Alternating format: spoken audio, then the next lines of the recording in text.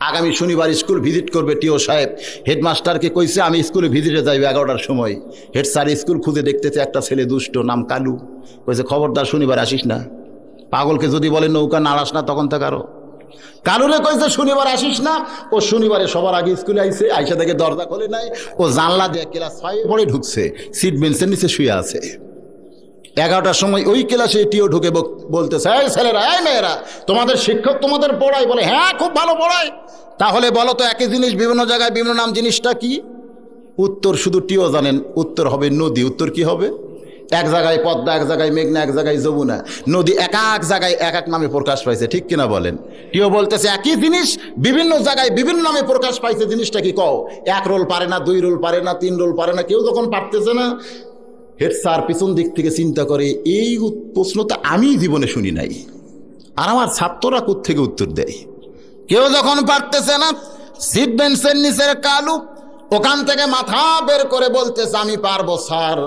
Head sir কয় সর্বনাশ, যে বেটা লেখাপড়াই করে না, শুধু পাগলামি করে, ও কেমনে পারবে? আমার ভালো ছাত্র ছাত্রী যেখানে পারতেছে না, ও কেমনে পারে? ওরে নিষেধ করছিলাম, আইলো কেন রে? কেউ বলতেছে এই বাবা তুমি যদি পারো তো নিচে কেন, বের হও বের হও। চাইরা চুলে বের হয়েছে। কেউ বলতেছে বলো তো বাবা একই জিনিস বিভিন্ন জায়গায় বিভিন্ন নাম, জিনিসটা কি? বলে খুব সহজ স্যার। হেড স্যার কয় সহজ? কেউ পারতেছে না, বেটা কয় সহজ। কেউ বলতেছে সহজ, তাহলে বলো। কালু বলতেছে এটা হলো মাথার চুল। কেউ চমকে উঠছে, সর্বনাশ, আমি জানি নদী, আর এই বেটা কয় চুল। একটু নিচে নামলি চোখের ভুরু, একটু নিচে নামলি মোষ, একটু নিচে নামলি দাড়ি, একটু নিচে নামলি সিয়ারি। হেড স্যার জোর হাত করে বলতেছে বাবা কালু রে, আর একটু নিচে নামিস না। যদ্দূর পর্যন্ত নামছিস বাবা, এখনো ভদ্র সমাজে বলা যায় কাপড়ে চুপড়ে নামলে কিন্তু বিপদ হয়ে যাবে রে বাবা, আর নিচে নামিস না। আমাদের যুবকেরা নামতে নামতে ফাটা যায়, নামতে নামতে খাড়া হয়ে পেশাব করা শুরু করছে। এই যুবকদেরকে আরো নিচে যদি নামতে দেন, এ সমাজ একদিন ধ্বংস হবে, ঠিক কিনা বলে? তাই যুবকদের লক্ষ্য করে বলতেছি বাপজানেরা, এই মুহূর্তেই ভালো হওয়া লাগবে। হাসরের ময়দানে কোনো বান্দা যখন আল্লাহর সামনে দাঁড়ায় যাবে, আল্লাহ বলবেন তোমার শৈশবকাল বুড়াকালের কোনো হিসাব লাগবে না, তোমার যৌবনকালের হিসাব দিয়া তুমি জান্নাতে চইলা যাও। এ হাদিস দ্বারা বোঝা যায় যৌবনকালটাই আল্লাহর কাছে ওয়াকফ করে দেওয়া লাগবে। জোরে কোন ঠিক কিনা ভাই? যে আওয়াজ করতেছিলাম, ওমর ফারুক বেদুইন সাহাবীকে কারাগারে বন্দি করে রাত্রিবেলায় তার বউকে ডাকতেছে, কি বলে? আব্দুল্লাহর মা। আমরা এরকম ডাকি না? নিজের বিবিকে নাম ধরে ডাকি নাকি? নিজের একটা ছেলে থাকলে, বড় ছেলে মেয়ে হোক যেটাই হোক, ফাতেমার মা কিংবা আব্দুল্লাহর মা। আর কতকগুলা মডার্ন বউক নাম ধরে ডাকে, রোকেয়া, রহিমা। ও বউ আর বলতেছে এসছি, তা আবার হা করে কয়, কারণ মুখের উপরে যে ঠোঁট পালিশ দিছে, এখন যদি আসতে যে কবার যাইলে এবড়া থেবড়া হয়, এজন্য ফাঁক করে কয় এসছি। আরে একটু জলদি আসো না। আরে বাবা যাচ্ছি তো। স্বামীকে আবার বাবাও কয়। এগুলো নাকি মডার্ন ভাষা। তোর এখন কি ভাষা রে? আল্লাহর বান্দারা, এভাবেই ডাকতে হয়। ওমর ফারুকের জীবনী থেকে পাওয়া গেছে, তার বিবিকে ডাকতেছে আব্দুল্লাহর মা। বিবি বলতেছে স্বামী গো কি বলতে চান? বলে আমার পেটে একটু ক্ষুধা লাগছে। অর্ধ পৃথিবীর খলিফার পেটেও ক্ষুধা লাগছে। কারণ সুবহানাল্লাহ, তড়ি ঘড়ি কি খাবার দেওয়া যায় না? সঙ্গে সঙ্গে সামনে খাবার দিছে, জবের আটার শুকনা রুটি আর খুরমা খেজুরের হালুয়া। আমাদের মতো মৌলবীদেরকে যেমন তেমন খাবার দিলে আমরা খুশি না বেজার? বাজান রে, অর্ধ পৃথিবীর খলিফার সামনে জবের আটার শুকনা রুটি আর খুরমা খেজুরের হালুয়া। ওমর ফারুক মুচকি হাসি দিয়ে দোয়া পড়তেছেন, আল্লাহুম্মা বারিক লানা। সবাই পড়েন, আল্লাহুম্মা বারিক লানা ফিমা রাযাকতানা ওয়া কিনা আযাবান নার। যখন আল্লাহর রিজিক সামনে আসে, এ দোয়া পড়ার দরকার আছে না নাই? ওমর ফারুক দোয়াটা পড়ে বিসমিল্লাহ আলা বারাকাতিল্লাহ বলে রুটি ছিঁড়ে হালুয়া নিয়া যখন মুখে দিতে যাবেন, এমন সময় কে যেন বলতেছে, ওমর রে তোমার পেটে ক্ষুধা লাগছে আর তুমি খাইতেছ, কিন্তু যাকে কারাগারের মধ্যে বন্দি করে রাখছো সে খাইছে কিনা একটা বার খবর নিছো? নেতা কারে কয় রে মুসলমান, ইসলামী আদর্শের নেতা কারে কয়? কে যেন দূর থেকে বলতেছে, তোমারে ক্ষুধা লাগছে আর তুমি খাইতেছ, যারে কারাগারে বন্দি করছো সে খাইছে কিনা একটা আবার খবর নিছো। ওমরের হাতটা থরথর করে কাঁপতেছে, রুটির জায়গায় রুটি পড়ছে, হালুয়ার জায়গায় হালুয়া পড়ে গেল। এটা টোপলা করে গভীর রাতে হযরত ওমর যাকে কারাগারে বন্দি করেছে তার দরজায় গিয়া এতিমের মতো ডাকতেছে, ভাইজান এই যে তোমার জন্য খাবার আনছি রে ভাই। বেদুইন সাহাবী মুস্কি হাসি দিয়া বলতেছে, নেতা যদি ভালো হয় কারাগারের মধ্যেও খাবার পাওয়া যায়, কিন্তু নেতার ভাগ্যে খাওয়া নাই। মারাত্মক একটা কথা বলেছে, নেতা যদি ভালো হয় কারাগারের মধ্যেও খাবার পাওয়া যায়, কিন্তু নেতার ভাগ্যে।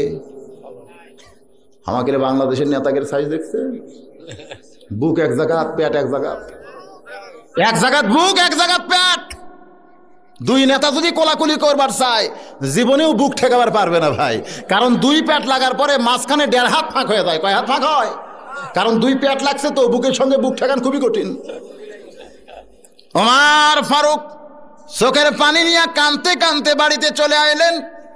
নিজের ঘরে যখন ঘুমাইতে চাচ্ছেন এমন সময় বিবি বলতেছে, স্বামী গো আপনি কি খাবেন না?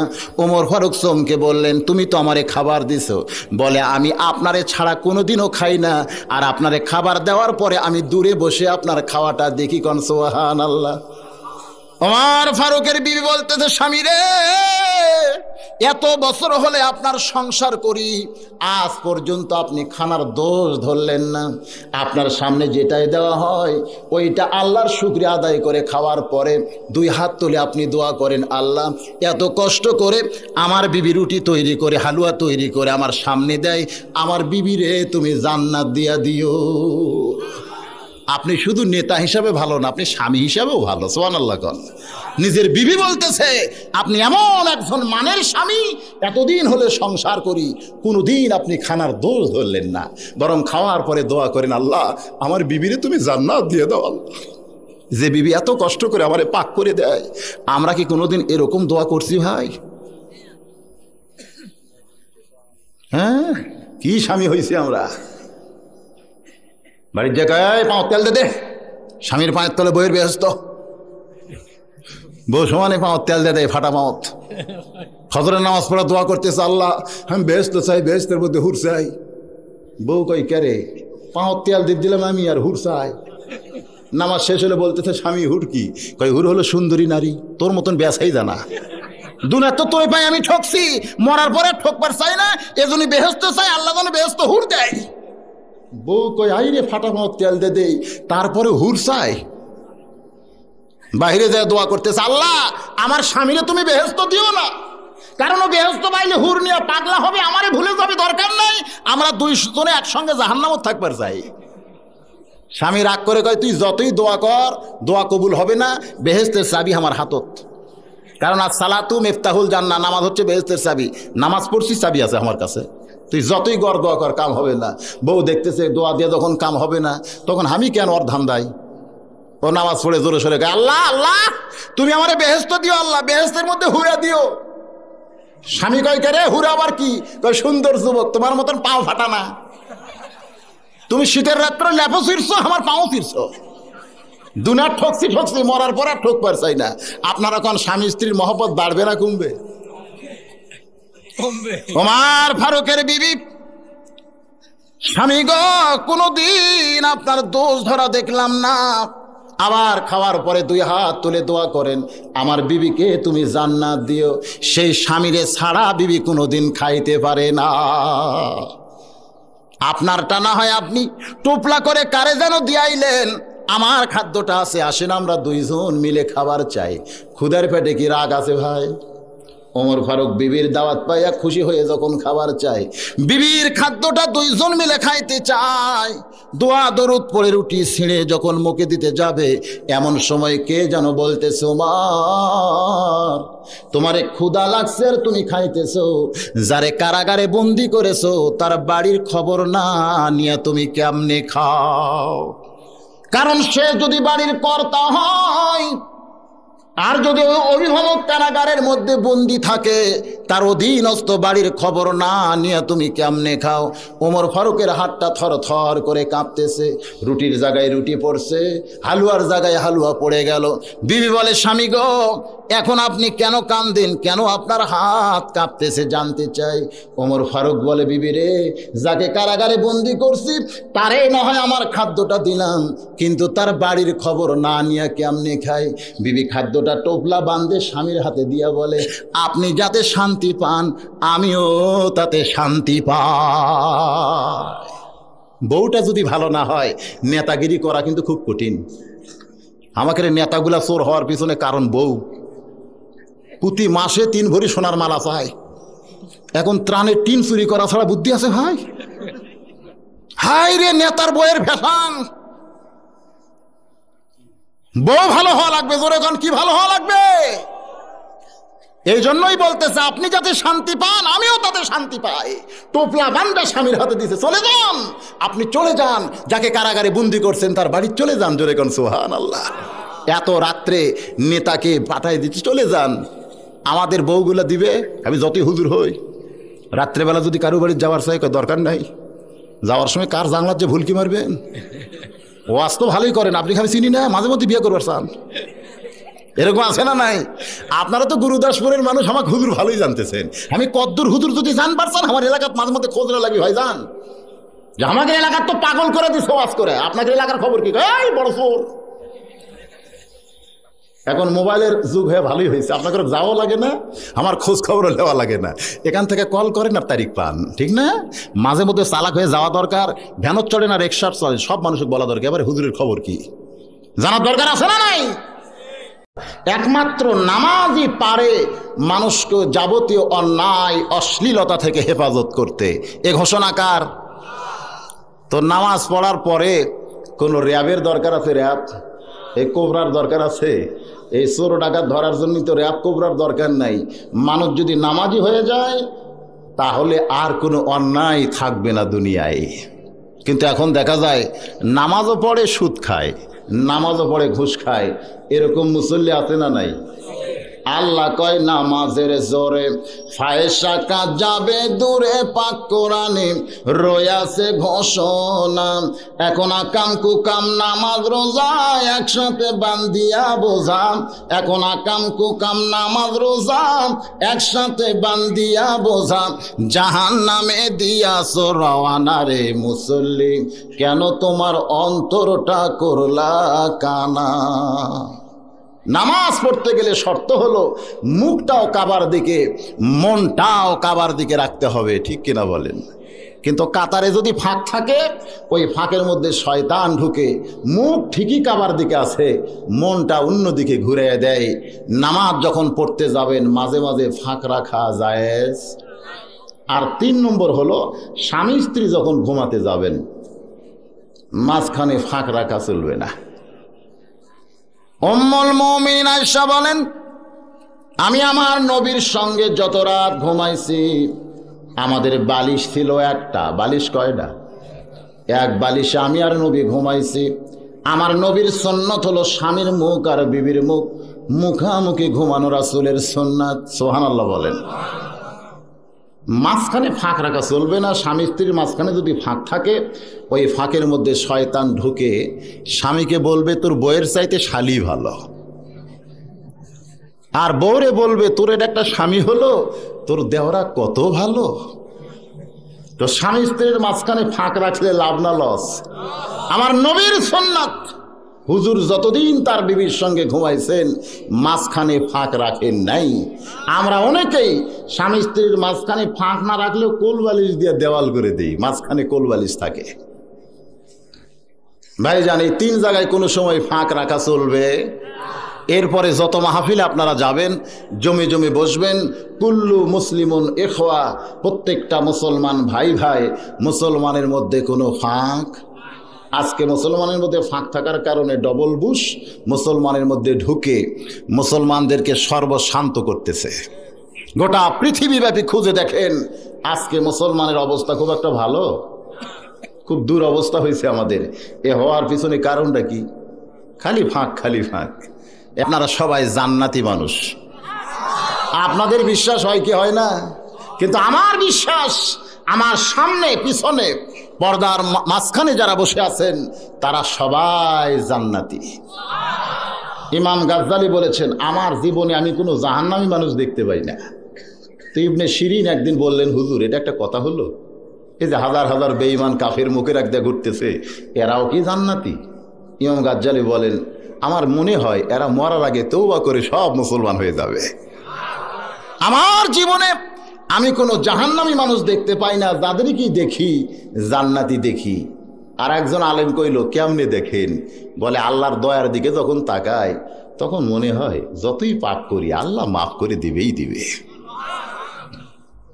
যাকে হুজ্জাতুল ইসলাম বলা হয় তিনি বলেন, আমি জাহান্নামী মানুষ দেখি না, আর আমরা ভালো মানুষই দেখতে পাই না, ঠিক না?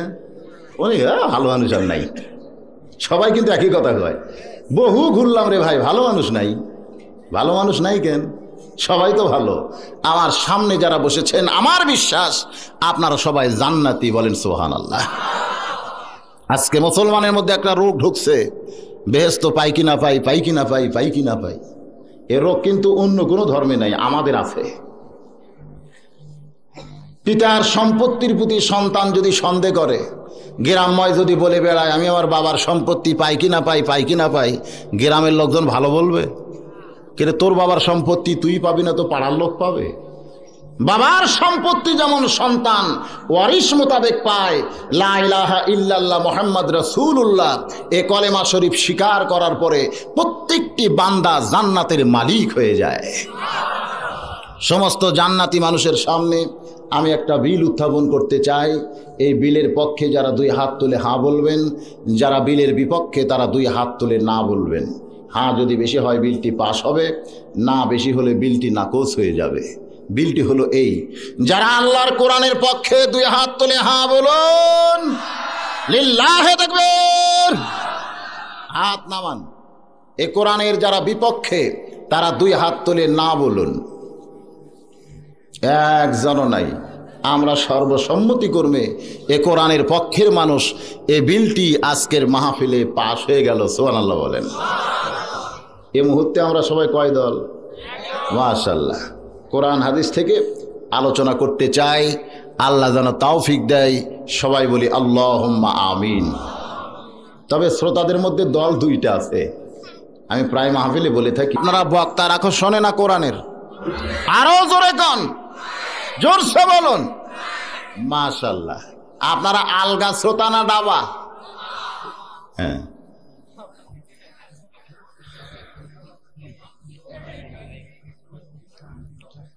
আমি ওয়াজ করব না। মানুষটার নাম হলো হযরত উমর। জোরে কর, নাম কি? খুব খেয়াল করে শোনা লাগবে, লাইন ছাড়া ওয়াজ আমি করি না। আবার কেউ কেউ কইছে যেটা ধরবেন ওটা শেষ করবেন। আমি সাহাবী, আর যে জায়গায় ওয়াজ করতেছেন জায়গাটা হলো মসজিদে নববী। বক্তা কেমন? জোরে কন। জায়গা কেমন? শ্রোতারা কেমন? তো তিনটাই যদি ভালো হয় ওয়াজ কেমন হবে? সেই ভালো ওয়াজটাই আপনাদের শোনাতে চাই। ব্যাখিয়ালে শুনলে বোঝার কোনো বুদ্ধি নাই। আমরা অনেকে আছি বসে থাকি ঠিকই, কিন্তু খেয়াল করে শুনি না। আর রাত 12টার পরে যতই খেয়াল করবার চান, খেয়াল খুব একটা থাকেও না। ওয়াজ শুনতে গেলে বক্তাদেরকে 10টায় দেওয়া লাগবে, 12টার মধ্যে মোনাজাত করা লাগবে, ঠিক কিনা বলেন? এতে ওয়াজ শোনাও হয়, ঘুমও হয়। কিন্তু আপনাদের এলাকায় দেখি বক্তা করে একটু পরে পরে দেন, তারা আগেও ওয়াজ করছে যারা, এলাকার মধ্যে 2 নম্বর বক্তাই ভালো। তা মন আছে, আছে না নাই? এই মনের সাথেই বক্তার ওয়াজের একটা সম্পর্ক থাকতে হবে ভাই। আপনার দেহের সাথে ওয়াজের কোনো সম্পর্ক নাই। ওয়াজের সম্পর্ক হলো কার সাথে? মন্তরে পারলাম না বুঝাইতে রে, তুই যে আমার মন। 80 তোলায় শের হইলে 40 মন, মনে মনে মিল না হলে মেলে না ওজন। এই গানটা গাওয়া খারাপ না, এই গানের মধ্যে খুব একটা সুন্দর অর্থ পাওয়া যায়। 80 তোলায় শের হলে কয় সেরে মন, আর মনে মনে মিল না হলে মিলবে না ওজন। দোকানদার যতই দাড়ি পাল্লার পাল্লা ঠিক রাখ, যদি মনের মধ্যে এরকম নিয়ত থাকে আমি খরিদ্দারকে কম দিব, ঠিক না?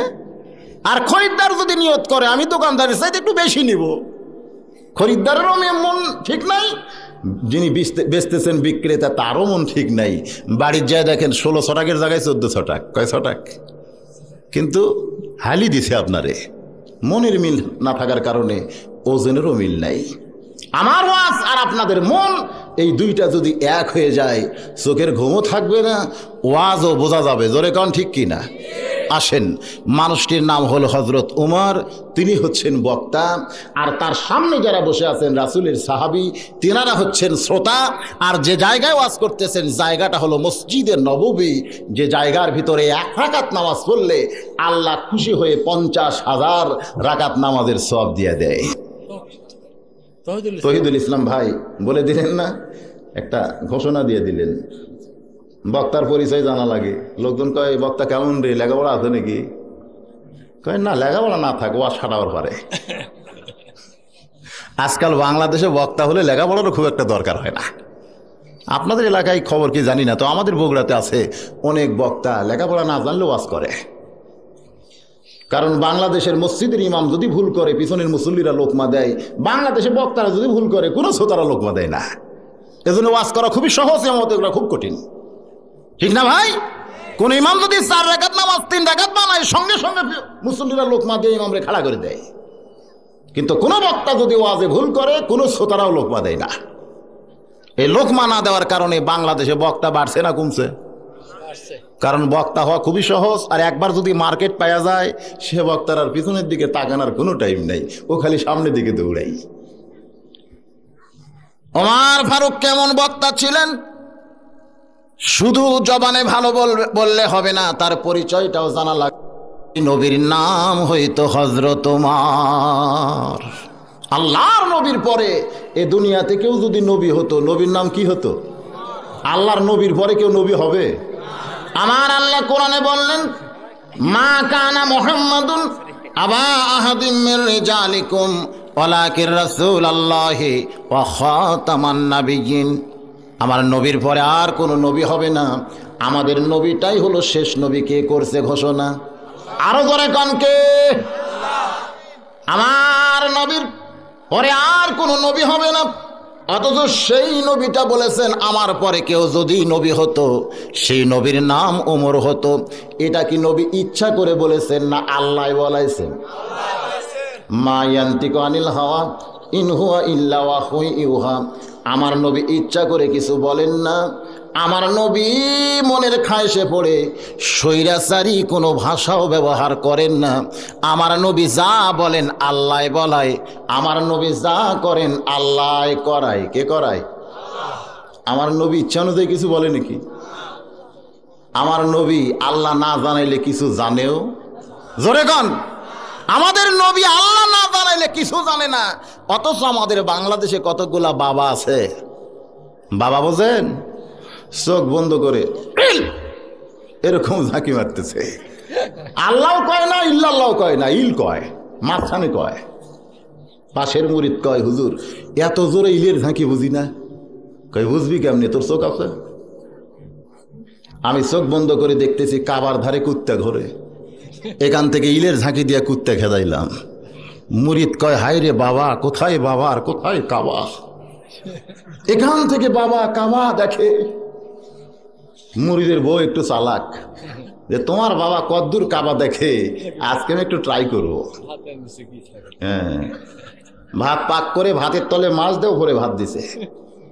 পীর সাহেব ভাত খাবার যায়, বাবা ভাত খাবার যায়, মুরিদরে কয়, এই তরকারি কোথায়?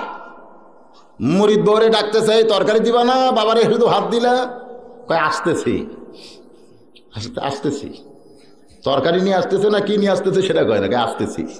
কিন্তু কোন পর দেখা যায় ঝাঁটা নিয়ে আইছে। ঝাঁটা কেন? কয় বাবা তুমি চোখ বন্ধ করে কাবার কুত্তা দেখো আর ভাতের নিচে ভাজা মাছ তাই দেখো না।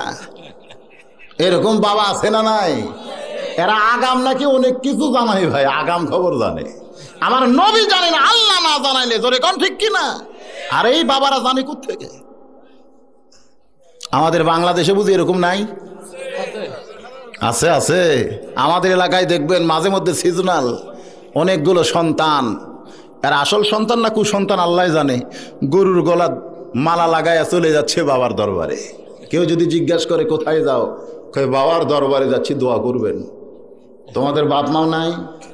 কয় আছে, বুড়া বুড়ি আছে। বুড়া বুড়ি আছে আর বাবার দরবারে গরু নিয়ে যায়। নিজের বাপ মারে বুড়া বুড়ি কয়, অথচ বাবার দরবারে গরু নিয়ে যায়। এই বাবার নাম জীবনে ধরে না। আজকাল এতগুলো বাবা আছে, মুরিদের নামও জানে না, শুধু বাবা বাবা বলে ডাকে। জোরে কোন ঠিক কিনা? কারে বাবা বলতে হবে আর কোন বাবার খেদমত করা লাগবে, শ্রদ্ধা করা লাগবে? আমার আল্লাহ কোরআনের মধ্যে বলছে কি বলে নাই?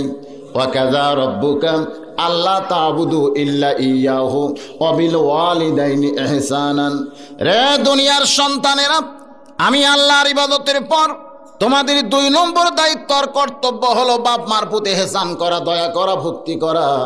আল্লাহর নবী বলেছেন, কোন সন্তান বাপ মার মুখের দিকে একবার মহব্বতের নজরে যদি তাকায়, তার আমল নামায় আল্লাহ খুশি হয়ে একটা কবুল হজের সওয়াব দিয়া দেয়।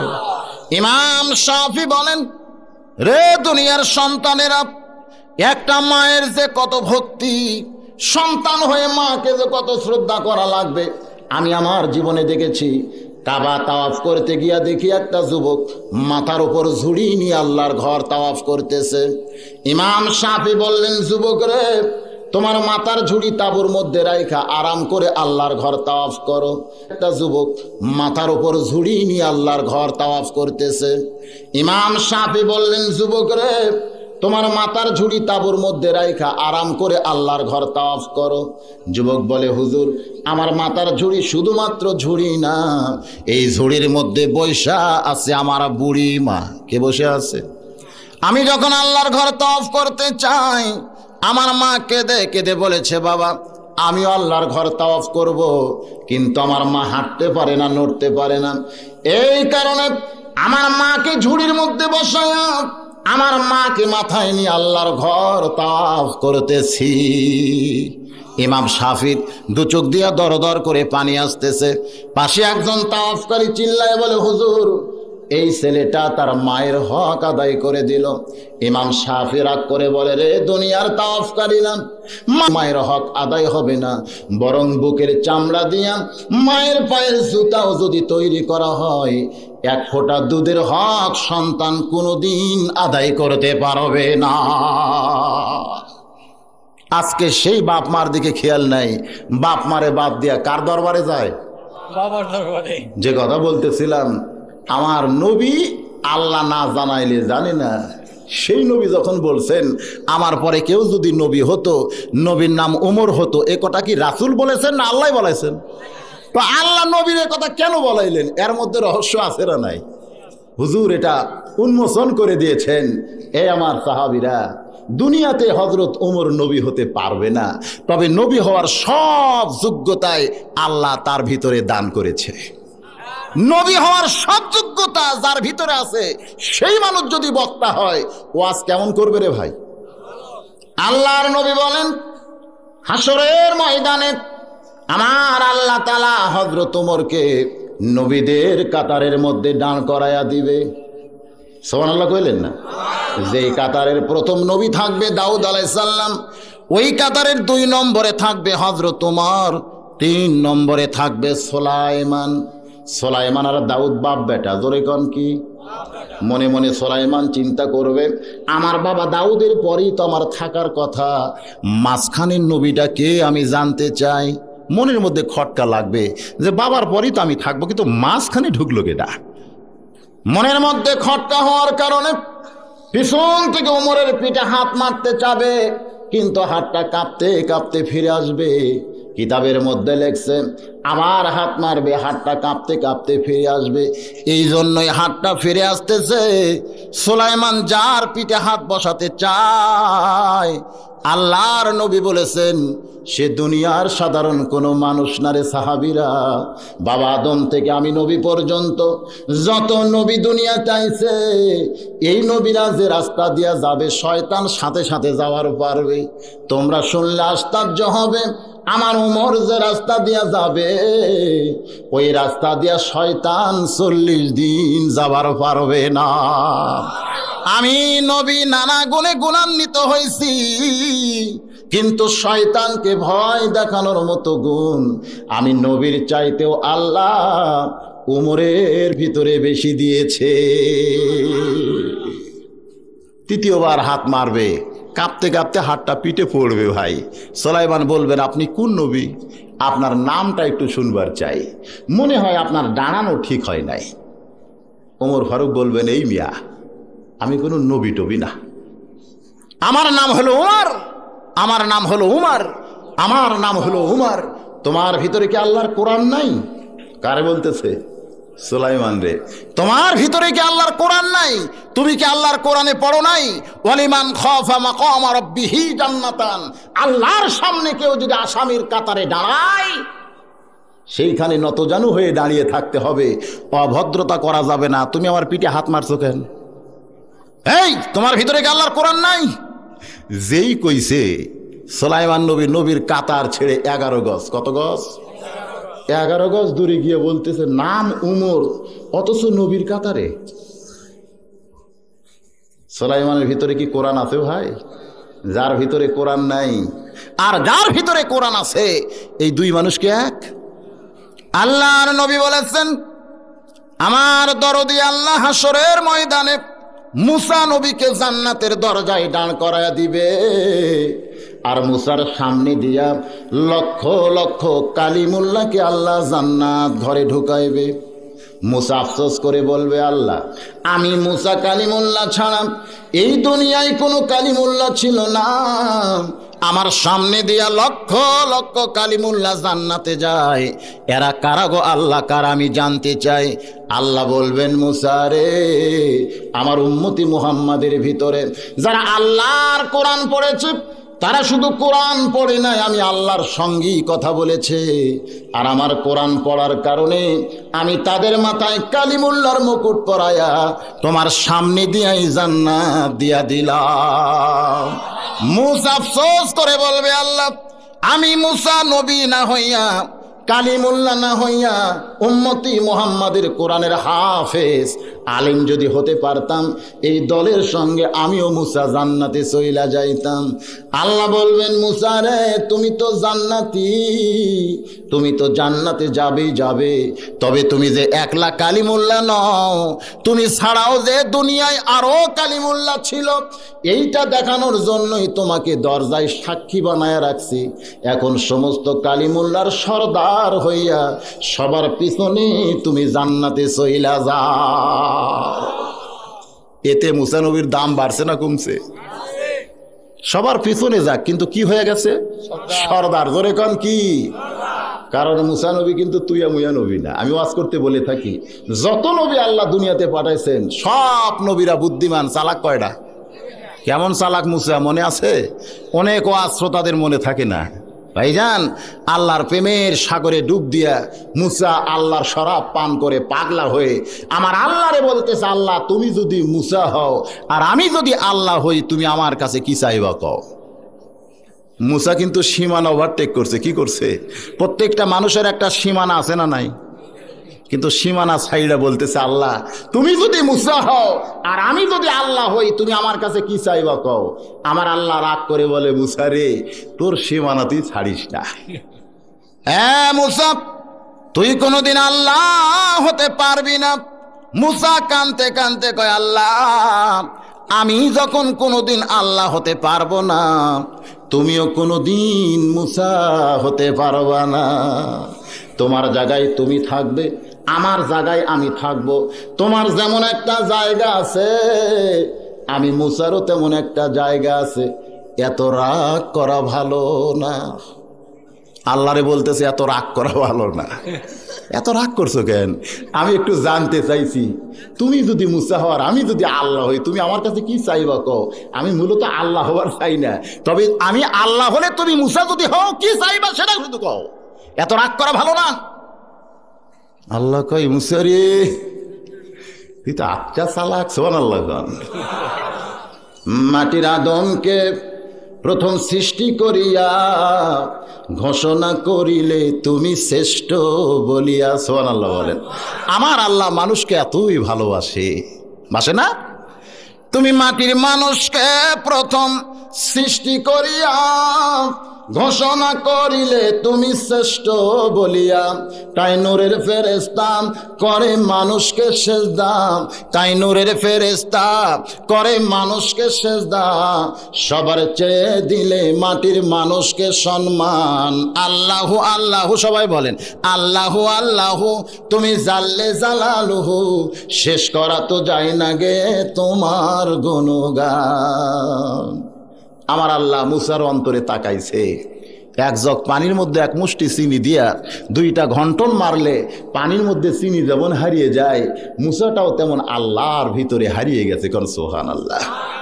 আমার আল্লাহ বলে, এ মুসা, তুই যদি আমার আল্লাহ হোস আর আমি যদি মুসা হইতাম তাহলে চাইতাম সুস্থতা আর হায়াতুত তাইয়্যিবা। মুসা বলে, এটাই তো আমি জানতাম না, তোমার কাছে কি চাইতে হয় তোমার মুখ থেকে জানতে পারলাম, তুমি আমারে সুস্থতা আর হায়াতুত তাইয়্যিবা দান করে দাও। আমার আল্লাহ খুশি হইয়া বলে, মুসা রে, তুই বড় চালাক। সেই মুসা নবীকে দান করায়া কোরআন যাদের ভিতরে আছে আমার আল্লাহ তাদেরকে কালিমুল্লাহর ডিগ্রি দিয়া জান্নাত ঘরের মধ্যে ঢুকাইয়া দিবে। এখন বলেন, এই কোরআন শিক্ষার দরকার আছে না নাই? কিন্তু বাংলাদেশে পাইকারি হারে সবাই কি কোরআন শিখতেছে ভাই? বাংলাদেশের অধিকাংশ নেতার ছেলেরা কেউ কোরআনের হাফেজও না, আলেমও না। মন্ত্রী বলেন, এমপি বলেন, ডিসি, এই কোরআনের গুরুত্ব না বুঝলে এই মাহফিলে আসার কোনো সার্থকতা নাই। ওমর ফারুক ওয়াজ করবেন, তিনি কেমন বক্তা সেইটা বুঝাইতে গিয়ে আপনাদের শোনাইলাম। তার সামনে যারা বসে আছেন রাসূলের সাহাবী, কার সাহাবী? এই শ্রোতা হিসাবে তাদের দামটা কেমন? রাদিয়াল্লাহু আনহু ওয়া রাদু আন যালিকা লিমান খাশিয়া রাব্বাহ। আল্লাহর নবী সাহাবীদের সম্পর্কে বলেছেন, আল্লাহ কোরআন নাজিল করে জানায় দিছে, যারা নবীর সাহাবী হয়েছে তাদের সবার প্রতি আমার আল্লাহ রাজি, আর তারা সবাই দুনিয়াতি জান্নাতি। শ্রোতারা তাহলে কেমন? বক্তাও ভালো, শ্রোতাও ভালো। যে জায়গায় ওয়াজ হচ্ছে জায়গাটা মাশাআল্লাহ। তিনটা জিনিসের খোঁজ পাইলাম, বক্তা ভালো, শ্রোতা ভালো, জায়গা ভালো। এখন হযরত উমর 1400 বছর আগে যে ওয়াজটা করেছেন অবিকল, আমি সে ওয়াজটাই আপনাদের শোনাতে চাই। আপনারা কি শুনবেন? আমি যদি আমার কথা বলি কেউ শুনবে না, কথা বলতে হবে কোরআন হাদিস থেকে। জোরে গান ঠিক কিনা? আর ওমর ফারুক যে ওয়াজগুলো করেছেন সে ওয়াজ তার নিজের মধ্যে আছে না নাই? আমরা অনেক বক্তা ওয়াজ করি, ওই যে একজন ঘুম পাড়তেছে 12টার পরে, এরকমই হয়। বাবা চেয়ারে বসতে যদি পড়ে যায় তো বিপদ। না না, ঘুম পারলে কিছু বলার বুদ্ধি নাই তো। 12টার পর যে তারিখই পরিবর্তন হয়ে গেছে, বুঝতেছেন না? যে তারিখে দাওয়াত দিয়েছে এখন আর সে তারিখ নাই, যে তারিখে মাইকিং করছে এখন কি সে তারিখ আছে? তারিখই পরিবর্তন হয়ে গেছে, বুদ্ধি তো নাই।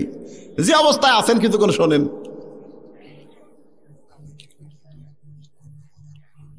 ওমর ফারুক কেমন বক্তা ছিলেন, শুধু ওয়াজ করেছেন, আমল করেন নাই। এমন বক্তা কি হযরত ওমর ভাই? যে ওয়াজ করেছেন সে আমল তার মধ্যে আছে না নাই? আজকাল আমরা অনেক বক্তা ওয়াজ করি, আমল করি কি করি না অনেক শ্রোতারাও সেই খোঁজ জানে না। কিন্তু ওমর ফারুক এমন বক্তা, যে ওয়াজটা করেছেন তার ভিতরে সেটা আমল করে মানুষরে দেখাইছেন। সুবহানাল্লাহ।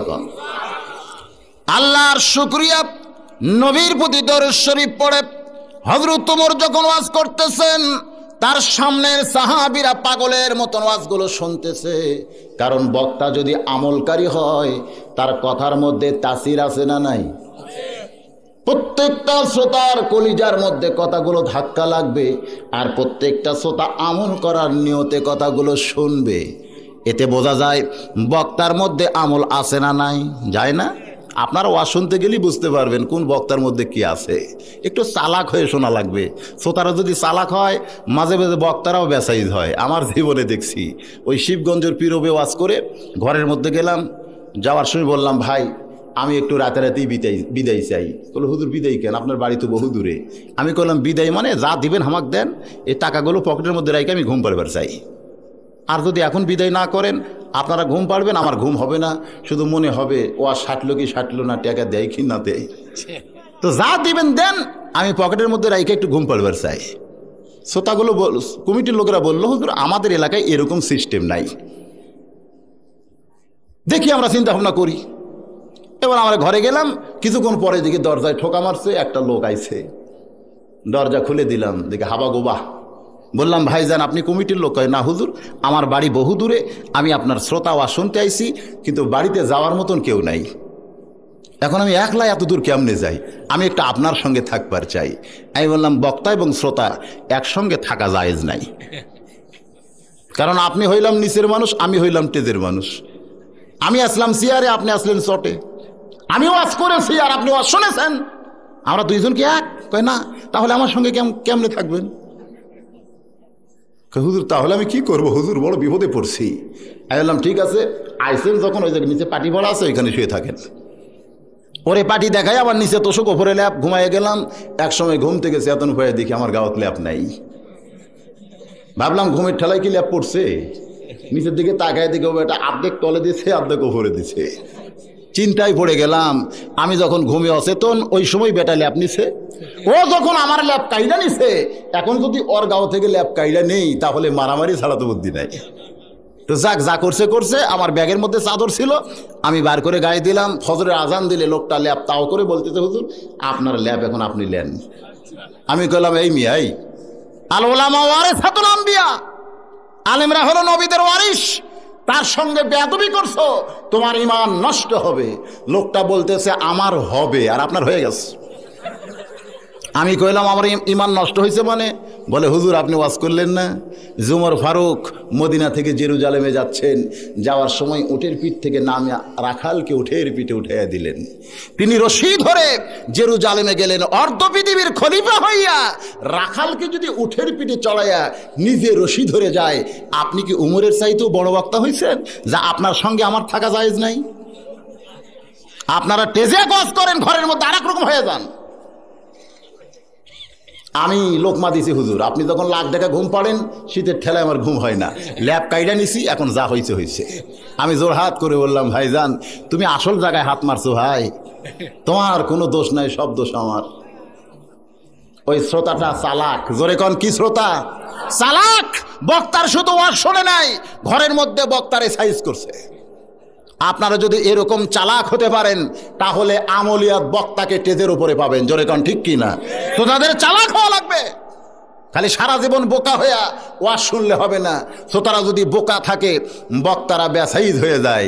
মুসল্লিরা যদি বোকা হয়, ইমাম যেমন বেসাইজ হয়ে যায়, সেরকম শ্রোতাদের চালাক হওয়ার দরকার আছে না নাই?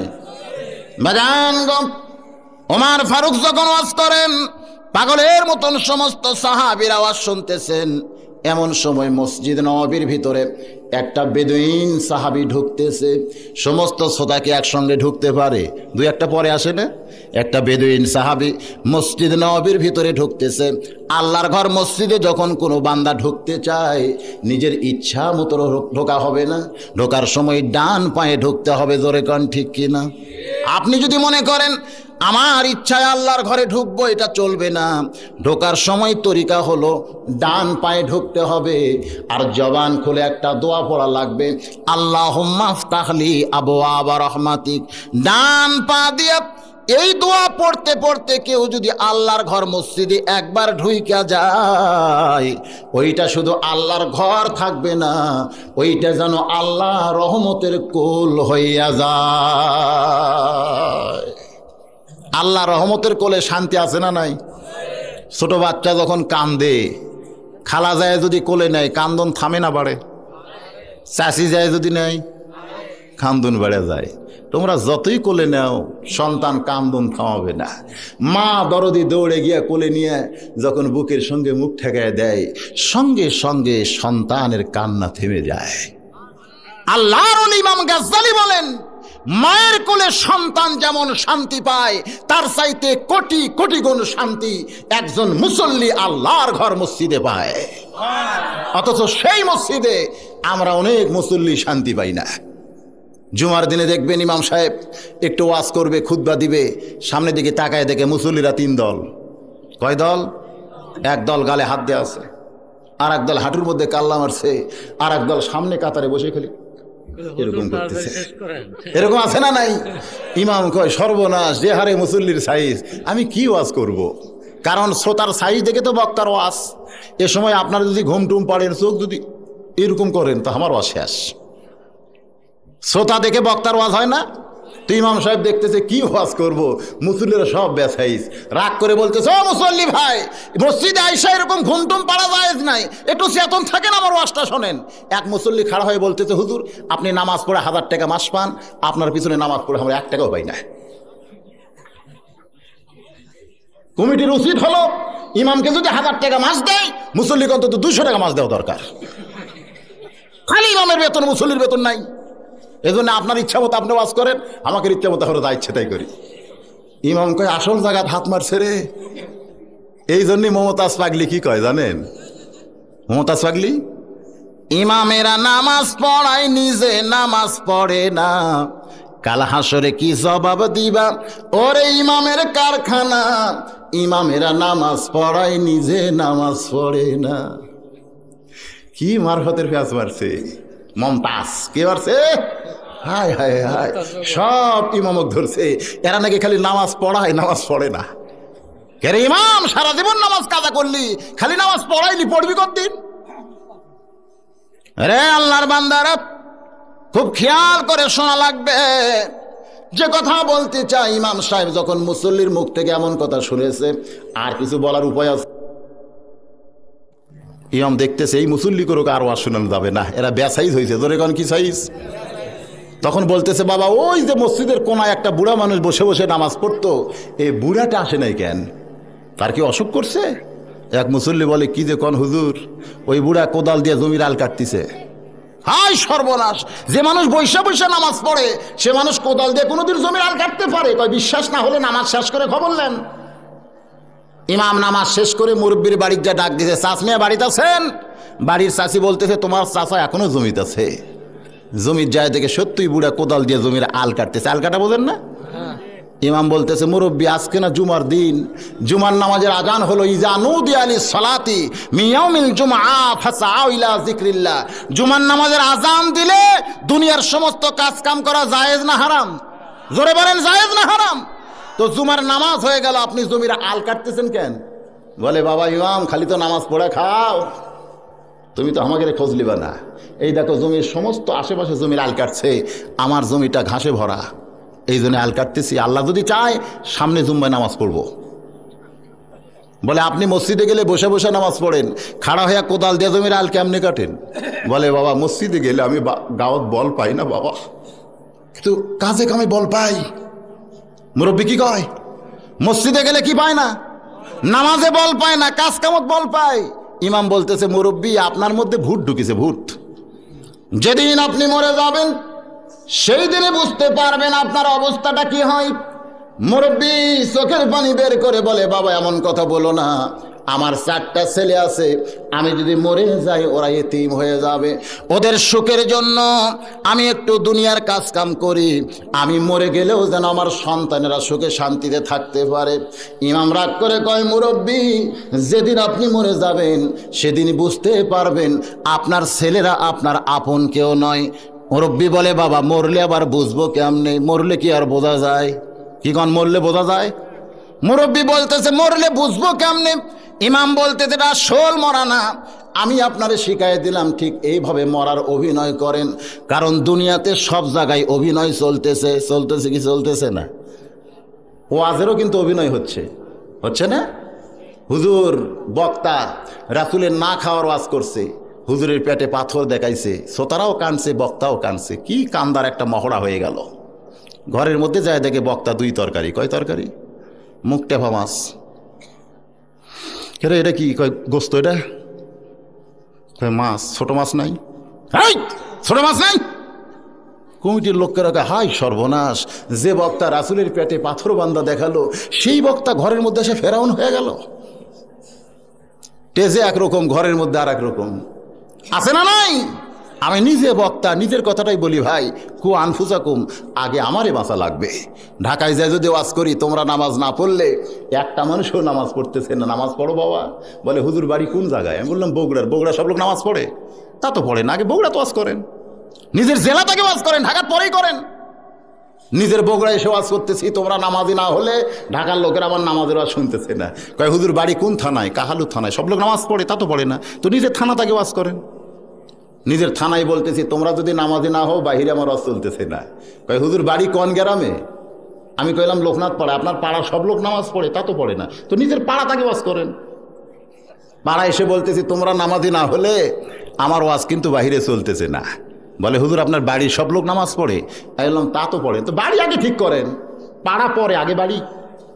বাড়ি সবাই আগে বলতেছে, এই তোমরা যদি নামাজি না হও, আমার ওয়াজ কিন্তু আসল হয়ে যাবে। সবাই নামাজ পড়ো, নামাজ পড়ো। আমার বাপ মুচকে হাসি দিয়ে কয়, মাঝে মধ্যে তুই তো ফজর পড়িস না, খালি ওয়াজ করা খাস, আমি তো চিনি না। আসল জায়গা হাত মারছে বক্তারে। নিজে যদি নামাজি না হও, যতই নামাজের ওয়াজ মারো, কোনোদিন কি নামাজ পড়বে কেউ? কু আনফুসাকুম, আগে নিজে ভালো হওয়া লাগবে, তারপরে মানুষের ভালোর দাওয়াত দেওয়া যায়। আল্লাহ বলেছেন, ওমান আহসানু কওলাম মিম্মান দা ইলাল্লাহ ওয়া আমিলা সালিহা ওয়া ক্বালা ইন্নানি মিনাল মুসলিমিন। জোরে কোন সুবহানাল্লাহ। ইমাম বলতেছে, মুরব্বি একটু মরার অভিনয় করেন।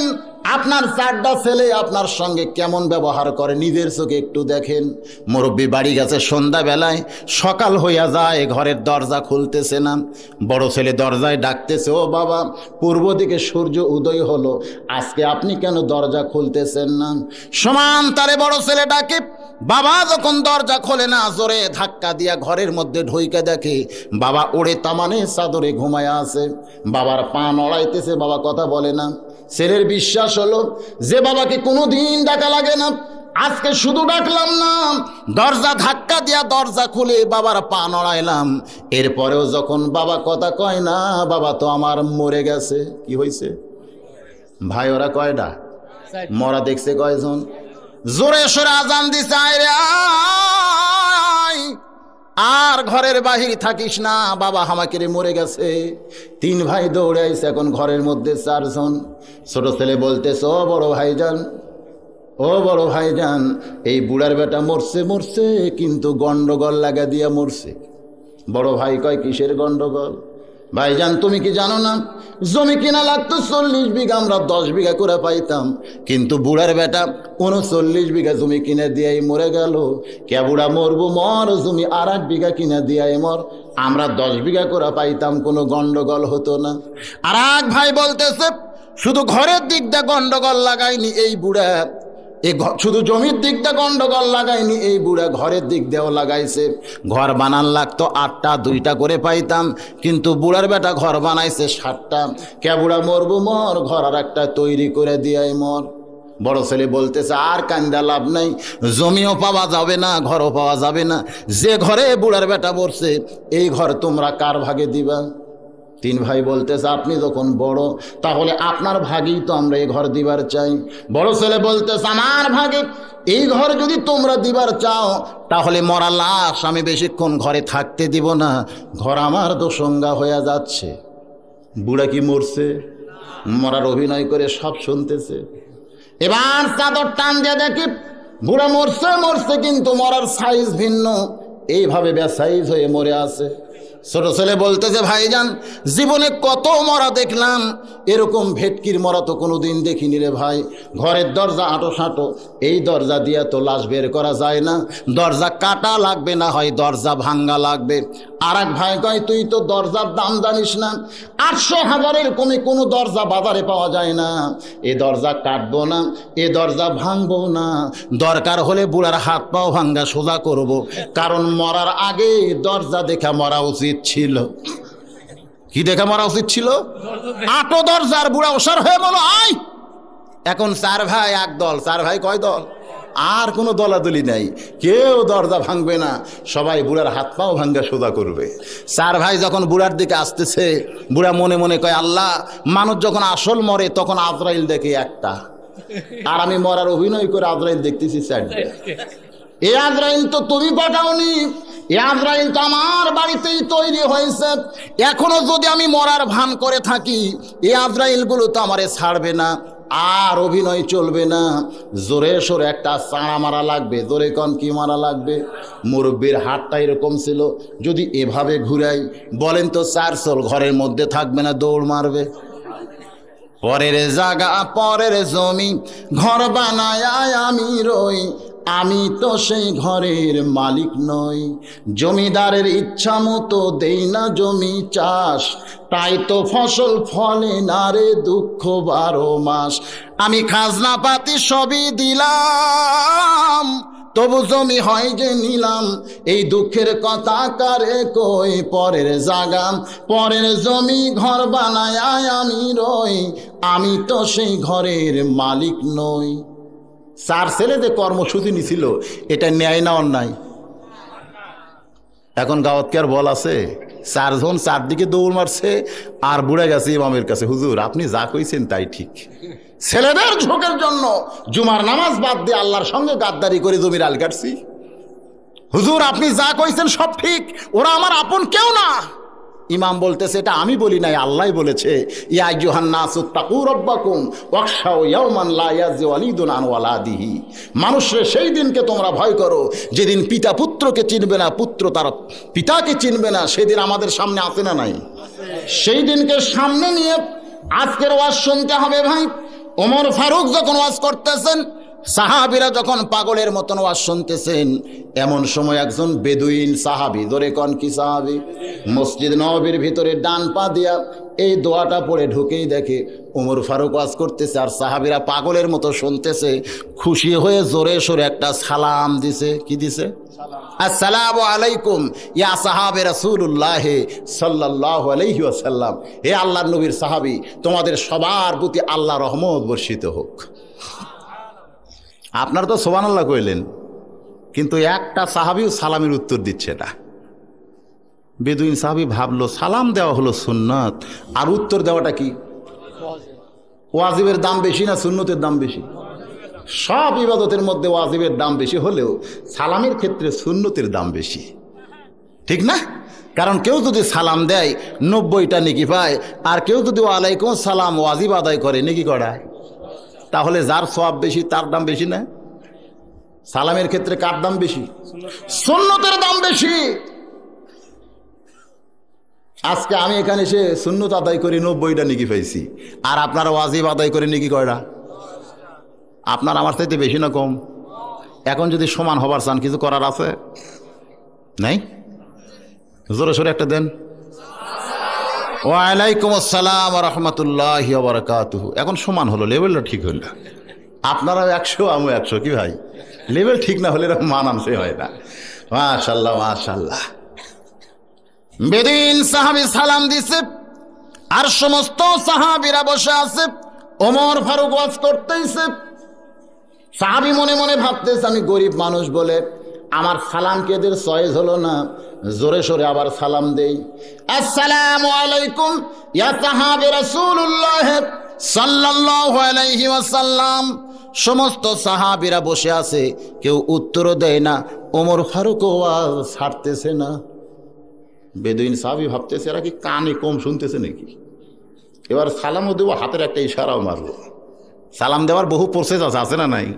দেখবেন ভোটের সময় নেতারা কিন্তু সব মানুষকে সালাম দেয়, আসসালামু আলাইকুম কেমন আছেন ভাই।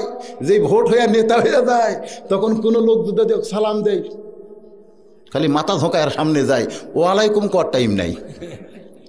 এক নেতার আমি কইছিলাম এখন যে খালি মাথা ঝোঁকান, আগে সালাম বহু দিছি, এখন আর নেওয়া যাবে না, মাথা ঝোঁকায় সব সৎ। আমাদের এলাকার এক নেতা, এটা চেয়ারম্যানের, ইউনিয়ন পরিষদের চেয়ারম্যান দাঁড়াইছিল। ও ভোটের আগে ওর এক সাথী আমারে কইছে, হুজুর আমার এই চেয়ারম্যান সাহেব ভোটের আগে এক আসরের নামাজ 4 বার পড়ছে। আমি কইলাম 4 বার কেন? কয় যেখানে লোক দেখে সেখানেই বলে বাবা আগে নামাজ তারপরে কথা। 10টা লোক দেখলি যায় নামাজ বিছায় নামাজ পড়ে, ভাই আগে নামাজ পড়ে নিলাম, এখন আপনাদের কাছে দোয়া চাই। আবার যায় দেখে 10 জন লোক আবার নামাজ পড়ে আবার দোয়া চায়। আমি কইলাম এত নামাজ পড়তেছেন চেয়ারম্যান সাহেব? এখন পড়ে নেই। এরকম আপনাদের এলাকাত নাই, অনেক জায়গাতে আছে, আছে না নাই? সালাম দেওয়ার একটা নিয়ম আছে। এবার বেদুইন সাহাবী সালাম দেওয়ার জন্য হাত উঠাইছে। সাহাবীদের মাঝখান থেকে একজন, নাম হলো ওসমান গনি, জোরে কর নাম কি, দাঁড়িয়ে বলতেছে, এই মিয়া, এই তুমি হুঁশ পাও না? যেখানে ওমর ফারুকের মতন বক্তা ওয়াজ করে আর সাহাবীদের মতো মানুষ যেখানে বসে বসে ওয়াজ শোনে সেইটা রহমতের সাগর হয়ে যায়, সেখানে এক পিয়ালা তোমার হুঁশ নাই? ওমর ফারুকের মতন বক্তা যেখানে ওয়াজ করে আর আমরা যেখানে বসে বসে ওয়াজ শুনি, এটা হলো রহমতের সাগর। জোরে কোন কিসের সাগর? সেখানে তোমার এক পিয়ালা রহমতের দরকার আছে? তুমি অযথা সালাম দিবার চাও কেন? তোমার আমরা নিচ্ছি না, তোমার উচিত হলো চুপ করে বসে যাওয়া। ওমর ফারুক দেখতেছে ওসমান গনি যে খেবা খেপছে। আল্লাহ নবী বলেছেন আমার যত সাহাবী আছে তার মধ্যে সবচাইতে নরম মানের সাহাবী আবু বকর ওসমান। জোরে কোন সুবহানাল্লাহ। এত নরম সাহাবী নবীর আর কেউ ছিল না। একজনের নাম কি? হযরত আবু বকর, আর 2 নম্বর কেডা? সেই মানুষ খেপে গেছে ভাই।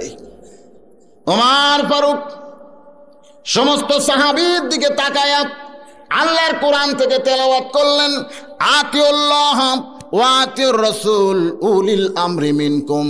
সঙ্গে সঙ্গে ওসমান গনি কাঁপতে কাঁপতে বসে গেছে। কোন সুবহানাল্লাহ। ওমর ফারুক বললেন না, বাবা ওসমান বা ভাই ওসমান তুমি বসো, তুমি বসো, এ কথা বললেন না। শুধু কোরআনের আয়াত তেলাওয়াত করলেন, আল্লাহর আনুগত্য করো, রাসূলের অনুসরণ করো, আর তোমাদের আমিরকে তোমরা মানো। আমি উমর তোমাদের আমির থাকা অবস্থায় তুমি ওসমান কেন দাঁড়াইছো? ওসমান বুঝতে পারছে আমার বড় বেয়াদবি হয়ে গেছে, আমার আমির যেখানে আছে আমি কেন ভুল ধরেছি, কাঁপতে কাঁপতে বসে গেছে। এখন আমি জানতে চাই এই কোরআনের ক্ষমতা আছে না নেই, যে কোরআনের আয়াত শুনলে ওসমানের মতো ব্যক্তি কাঁপতে কাঁপতে বসে যায়। ওয়াজ বাদ দিয়া বেদুইন সাহাবীর কাছে জোড়হাত করে বলতেছে, ভাইজান এটা এই জন্যই বলতেছি, ওমর ফারুক শুধু বক্তা ছিলেন না, এই মুহূর্তে তিনি ছিলেন অর্ধ পৃথিবীর খলিফা। জোরে কোন সুবহানাল্লাহ। বেদুইন সাহাবীর কাছে জোড়হাত করে বলতেছে, ভাইজান তোমার উচিত ছিল চুপ করে বসে আমি যে ওয়াজ করতেছি ওয়াজটা শোনা, কিন্তু তুমি কেন সালাম দিতে গেলে? এখন তুমি সালাম দিবার কারণে ওসমান খেপে গেল আর আমার ওয়াজটা বন্ধ করে তোমার কাছে আসতে হলো। বেদুইন সাহাবী বলে, আমিরুল মুমিনিন, আমি এই মাহফিলের ভিতরে, মসজিদের ভিতরে ওয়াজ শোনার জন্য ঢুকি নাই, আমি আপনাদের সবাইকে একটু ওয়াজ শোনাতে চাই। কি শোনাতে চাই? সমস্ত সাহাবীরা খালি কাঁদতিছে, এবারটা কয় কিরে? হ্যাঁ, উমর ফারুকের মতন বক্তা যখন ওয়াজ করে তারে নামায় দেয়া, তোর ওয়াজ শোনার টাইম আছে? কি কন? এখানে যদি বাংলাদেশের শ্রেষ্ঠ বক্তা সাইদি সাহেব আসে, শুধু বাংলাদেশ না ওয়ার্ল্ডের মধ্যে অত বড় বক্তা কমই আছে, ঠিক কিনা বলেন ভাই? সেই বক্তা যদি ওয়াজ করে আমরা তার বিরুদ্ধে বহু বলতে পারি, তারপরে যদি মাইকিং হয় গুরুদাসপুরে, সাইদি সাহেব আজকে এখানে ওয়াজ করতে আসতেছে, এই কয় লোক একটু ওয়াজ করবার চাই, আপনারা কি আমাকে চান্স দিবেন? কয় যতই ওয়াজ করেন পরে আসেন, এই সময় মধ্যে না। ওমর ফারুকের মতো বক্তা যেখানে ওয়াজ করে সেখানে বেদুইন সাহাবী বলতেছে, আমি তো ওয়াজ শুনতে আসি নাই, আমি একটু আপনাদের ওয়াজ শোনাতে চাই। সমস্ত সাহাবী খেপে গেলেন, এই মিয়া কি মুখে আসে আর কি বলো? ওমর ফারুক কোরআন থেকে বললেন, আতিউল্লাহ ওয়া আতিউর রাসূল উলিল আমরি মিনকুম। সঙ্গে সঙ্গে সমস্ত সাহাবী বসে গেছে। কোন সুবহানাল্লাহ। ওমর ফারুক বলতেছে, ভাইজান আমার কোনো আপত্তি নাই, বরং আমি তোমার ওয়াজ শুনতে চাই। এই নবীর সাহাবীরা তোমরা কি আপত্তি করো? বলে না, আপনি আমির হয়ে যদি ওয়াজ শুনতে চান আমাদের আর কারো আপত্তি নাই। এবার বেদুইন সাহাবী মেম্বরের কাছে দাঁড়ায়া আল্লাহর শুকরিয়া, নবীর প্রতি দরুদ শরীফ পড়ে 3টা ওয়াজ করলেন। 1 নম্বর ওয়াজ হলো ইন্নী ওহিব্বুল ফিতনা, আমি ফিতনাকে মহব্বত করি। ভালো না খারাপ? 2 নম্বর ওয়াজ হলো ইকরাহুল হক, আমি হককে পছন্দ করি না। 3 নম্বর ওয়াজ হলো আশহাদু মা লাম আরা, আমি না দেখা জিনিসের সাক্ষী মারি। সমস্ত সাহাবীরা রাগে কাঁপতেছে। রাগে কিন্তু অনেক সময় মানুষ কাঁপে। আমরা নবীর সাহাবী থাকতে আর এই বেটা এই ওয়াজ করলো, আমি ফিতনাকে মহব্বত করি, আমি না দেখা জিনিসকে সাক্ষী দেই, আমি হককে পছন্দ করি না। আপনারা বলেন এই ওয়াজগুলো আপনারা শুনবেন? সমস্ত সাহাবী যখন খেপে গেছে, ওমর ফারুক নিজেও খেপে গেছেন। কারণ সমস্ত সাহাবীর চাইতে ওমর ফারুকের রাগ বেশি না কম? বাজান রাস্তা দিয়ে গেলে শয়তান 40 দিন যায় না, সেই মানুষটার চেহারা লাল হয়ে গেল, কিন্তু নেতা হওয়ার কারণে রাগকে সেক দিলেন। নেতা হওয়ার পরে অনেক সময় অনেক কিছু সেক দিতে হয়, ঠিক কিনা বলেন? একজন নেতা একেবারে সাধারণ ব্যাপার নয়, নেতার অনেকগুলো গুণ থাকতে হবে, তার মধ্যে একটা গুণ হলো রাগকে সেক দেওয়া। ওমর ফারুক নিজের রাগকে সেক দিয়া বেদুইন সাহাবীকে বলতেছে, ও ভাইজান, ওয়াজ করতে বলেছি তাই বলে এমন বকওয়াস ওয়াজ করা যায় না, মুসলমান হয়ে নবীর সাহাবী হয়ে এমন ওয়াজ তুমি কেন করলে ভাই? না, যেরকম বর্তমানে মমতাজ পাগলি কয়, আগে করো রে মন আখেরের কাজ, ধ্যান যুগে হয় দিলের নামাজ, ও তোমার পাঞ্জি গানা নামাজ পড়া লাগবি না। কয় 5 ওয়াক্ত নামাজের দরকার নাই, দিলের নামাজে নাকি আসল নামাজ। নাউজুবিল্লাহ, জোরে কন। এ ওয়াজটা যদি এখানে কোনো বক্তা করে যে এতদিন 5 ওয়াক্ত নামাজ পড়েছেন, এখন থেকে 3 ওয়াক্ত পড়লেই চলবে, ওয়াজ শুনতে নতুন মনে হবে, কিন্তু বক্তা কেউ ছাড়বি ভাই?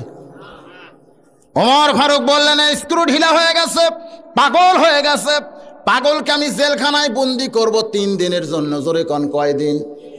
যদি এর মধ্যে পাগলামি সারে তাহলে ছাইড়া দিব, আর যদি পাগলামি না সারে 21 দিন পর তার ফাঁসি দেওয়া হবে। এই নিয়তে বেদুইন সাহাবীকে কারাগারে বন্দি করে ওমর ফারুক সমস্ত সাহাবীর কাছ থেকে বিদায় নিলেন। ভাইজান, সেদিন রাত্রেবেলা ওমর ফারুক বাড়িতে ঢুকেই তার বিবিকে বলতেছেন, এই আব্দুল্লাহর মা, ওমর ফারুকের একটা ছেলে আছে, নাম কি? আব্দুল্লাহ। নামটা ভালো না খারাপ? আজকে আমরা অনেকে আব্দুল্লাহ চয়েস করি না। আমার এক ছোট ভাইয়ের বাচ্চা হয়েছে, ছেলে, তার বয়সে আমার একদিন কইল, হুজুর আপনি তো মওলানা মানুষ, একটা নাম রাখেন। আমি বললাম আব্দুল্লাহ।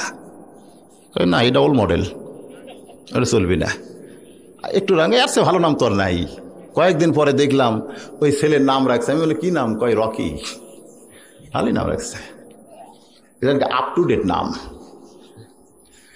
দেখতেছেন না বর্তমান যুগে আমাদের যুবকের ব্যাসাইজ? 4 বছর আগে একটা গান গাইলো, আকাশেতে লক্ষ্য তারা, চাঁদ কিন্তু একটা রে। চাঁদ কয়টা? গানটা কোরআনের মধ্যেও আছে, সুবহানাল্লাহ কোন। সুম্মার জি ইল বাসার কাররাতাইনি ইয়ানকালিবু ইলাইকাল বাসারু খাশিয়া ওয়া হাসির ওয়া লাকাদ যায়্যানা সামা আদ-দুনিয়া। জোরে কোন সুবহানাল্লাহ। আকাশের দিকে তাকাইলে তুমি লক্ষ লক্ষ তারকা দেখবা, চাঁদ কয়টা? গান কি ভুল কইছে না ঠিক কইছে? এরপরে আবার গান গাইলো, পড়ে না চোখের পলক, কি তোমার রূপের ঝলক, দোহাই লাগে আঁচল দিয়া মুখটা ঢাকো। আঁচল দিয়া মুখ ঢাকার কথা কোরআনে আছে। আমাদের ছেলেরা সেই ভালো গানটাই গাইলো ভাই। তারপরে আবার একটা গান গাইলো, আসসালামু আলাইকুম বিয়ান সাহেব।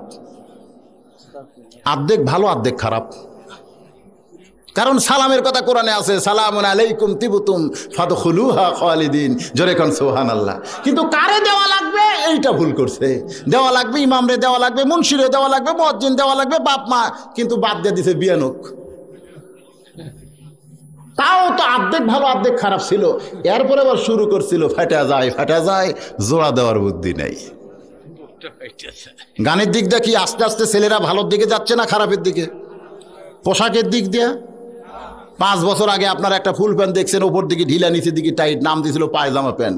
তারপরে আবার দেখলাম উপর দিকে টাইট নিচের দিকে ঢিলা, নাম দিয়েছিল বেল বটম। এখন আবার দেখতেছি টাইট টু টাইট, হাইরে টাইট, নাম দিয়েছে স্কিন প্যান্ট, যেটা পরে আর বসা যায় না, ওরা খাড়া হয়েই পেশাব করে। জোরে কোন ঠিক কিনা? দিন দিন আমাদের ছেলেদের চরিত্র ভালো হচ্ছে না খারাপ হচ্ছে? এজন্য ওয়াজ করতে আমি বলে থাকি, আগামী শনিবার স্কুল ভিজিট করবে টিও সাহেব। হেডমাস্টারকে কইছে আমি স্কুলে ভিজিটে যাইবে 11টার সময়। হেড স্যার স্কুল খুঁজে দেখতেছে একটা ছেলে দুষ্ট, নাম কালু। কইছে খবরদার শনিবার আসিস না। পাগলকে যদি বলে নৌকা নাড়াস না, তখন তো কারো কালুরে কইছে শনিবার আসিস না।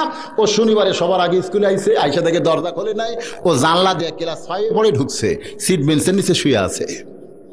11টার সময় ওই ক্লাসে টিও ঢুকে বলতেছে, এই ছেলেরা, এই মেয়েরা, তোমাদের শিক্ষক তোমাদের পড়ায়? বলে হ্যাঁ, খুব ভালো পড়ায়।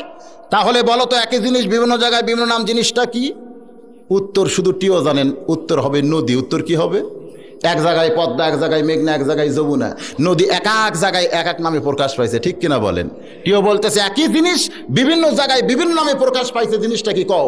1 রোল পারে না, 2 রোল পারে না, 3 রোল পারে না, কেউ যখন পারতেছে না, হেড স্যার পিছন দিক থেকে চিন্তা করে, এই প্রশ্ন তো আমি জীবনে শুনি নাই, আর আমার ছাত্ররা কোত্থেকে উত্তর দেয়? কেউ যখন পারতেছে না, সিট বেঞ্চের নিচের কালু ওখান থেকে মাথা বের করে বলতেছে আমি পারবো স্যার। হেড স্যার কয় সর্বনাশ, যে বেটা লেখাপড়াই করে না শুধু পাগলামি করে ও কেমনে পারবে? আমার ভালো ছাত্র ছাত্রী যেখানে পারতেছে না ও কেমনে পারে?